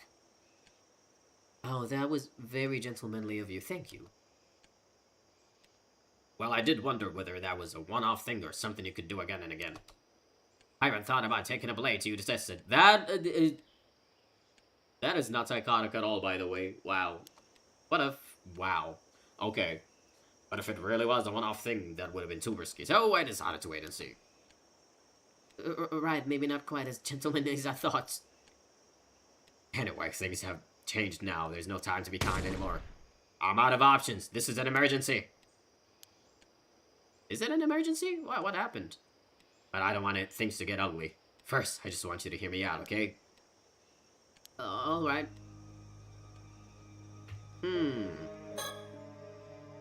Ever since I was a youngin', I've had support from a certain benefactor, the sorcerer. Getting this far in one lifetime, all my money, connections, and success, it was all thanks to his backing and advice. Why bring this up now? Be quiet and listen. Those who owe him call him Unkakudono, a title given to those elevated above the clouds. That's how highly we regard him. Elevated above the clouds. Sounds pretty important. Sure is. He's from an old noble family, a real big shot with land and businesses all across the prefecture. Man, I miss when I was playing as Yumeko and there was Sodo. I think those two are like my favorite pair, honestly. I love them a lot. Anyway, I met with him yesterday, and I ended up telling him about you. About me? I figured nobody would believe me even if I told them about a girl who could resurrect herself from the dead. Out of all the people that could freaking witness Sato wash up on the shore, it had to be this douchebag. It had to be him. I just mentioned it in passing, expecting him to laugh it off and move on. But to my surprise, Unkakudono was real interested, asking all sorts of things. I don't like where this is going. I haven't even said anything bad yet. Maybe, but it sounds like you're about to say he wants you to hand me over to him or something like that. Well, you're not wrong. Unkakudono demanded I give you to him. Ugh. God, I hate it like I hate how they're talking about her like she's a freaking property. Ugh. He wouldn't take no for an answer, even putting a deal on the table that was hard to refuse. God damn. But you still told him no, right? Right. I know you're strong enough to tell him no. God damn it. Okay, your silence is scaring me now. What's that face supposed to mean? It would seem that Unkakudono has quietly been researching immortality for years. Oh god. Sato, get behind me. Or, you know what? Don't get behind me, actually. You're immortal and I'm not. He's pretty serious about it too. Says even the smallest rumors are worth looking into. Last year, when all that Rite of Resurrection nonsense was going on in Tokyo, he used the opportunity to gather information. Oop, reference for the first game. I've never even heard of that. Was it a big thing? If I'd known he was so interested, I would never have brought you up. So you're saying you couldn't refuse him? Anyway, let's just say I'm in a bit of a situation with no easy way out now. It would be better if there was a way to not have to take the deal, so I pleaded with him to give me more time. I knew he'd come through, thank you. Which brings me to why I need to ask you, Sato.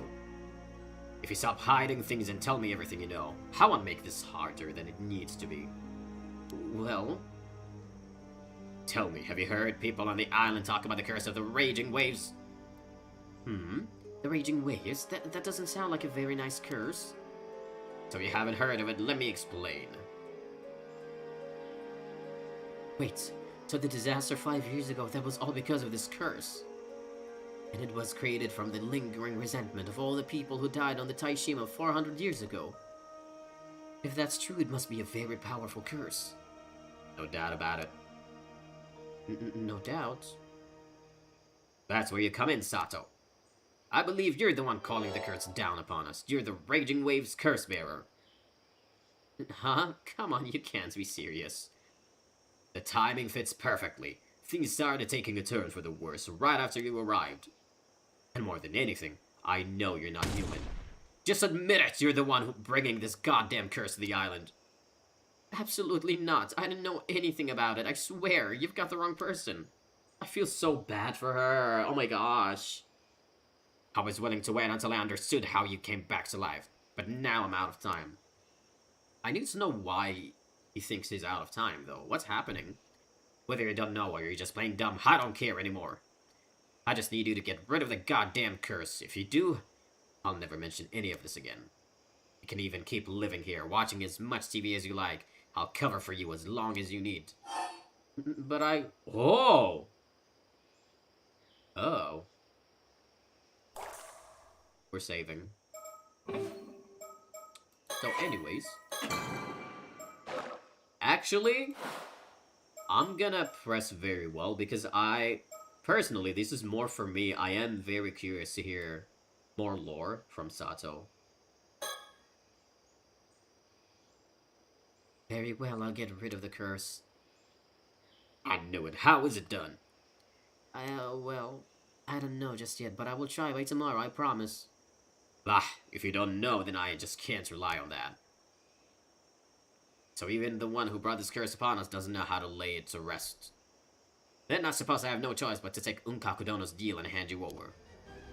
You see, Unkakudono claims he already knows how to break the curse of the raging waves. Oh. Wait, why would he know that?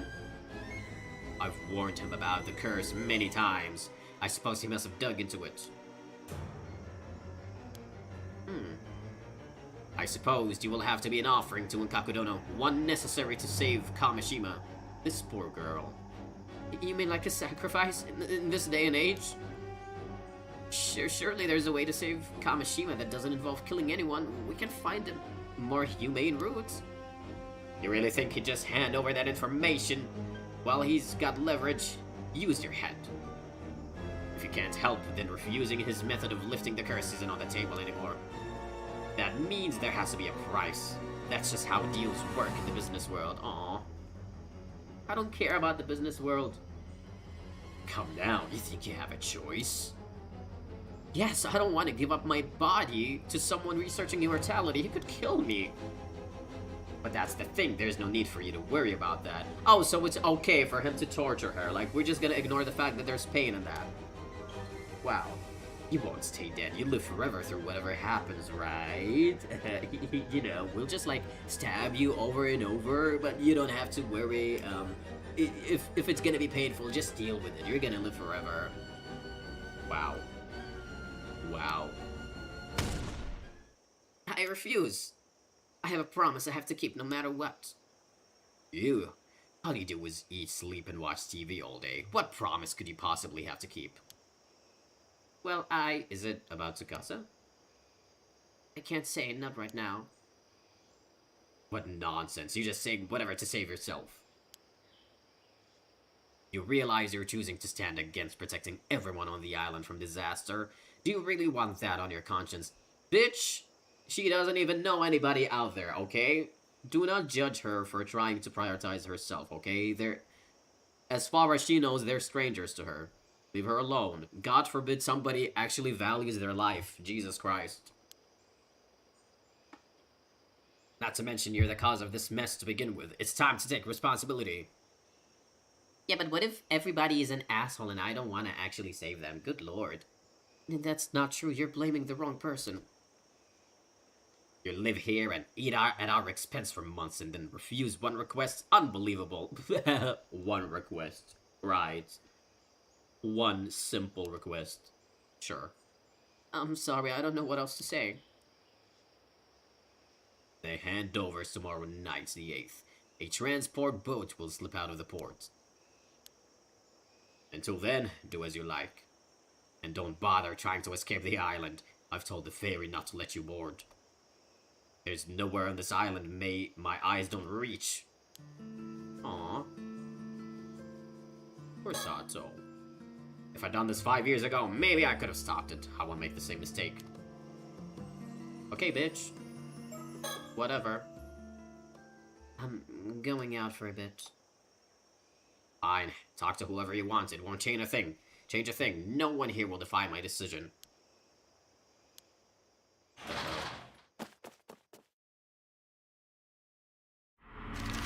Well, that went well. That went absolutely well. Let me save that. Well, alright then. I think this is gonna be a good place to stop. I did think maybe I should progress and finish this, go to the story charts, and then stop it. But I think I'm just gonna stop now. Let's see. Oh my god, I'm so invested in this game, I just want to keep playing. Oh! Unfortunately, I have a bunch of errands to run, a lot of things to do before work begins tomorrow. God damn it. Here comes Monday. But yeah, I don't know. I want to play this like tomorrow, but I don't think I can. Because typically weekdays are a no-go for me. So I think the next stream is gonna be on Friday. That way, beforehand, I'll spend these 4 days just like editing, making highlights, and posting those. That's gonna be a good way to spend my time until Friday comes. So yeah, next stream is gonna be on Friday. Then before that, I guess just stay on the lookout for a bunch of shorts and a bunch of clips from these streams. Maybe we'll see what's up, but yeah, it's gonna give me a good time to like edit and post these playthroughs as VODs instead of just live streams. So yeah, I'll see you guys as far as streams go. I'll see you on Friday, but uploads could definitely happen before that. So yeah, let me see. Let me go actually out of this game. All right then. Thank you guys so much for joining in. This is such a fun game. I'll see you guys on Friday, alright? You have a good day, good evening, or good night, whatever your time zone's at right now. I'll see you on Friday.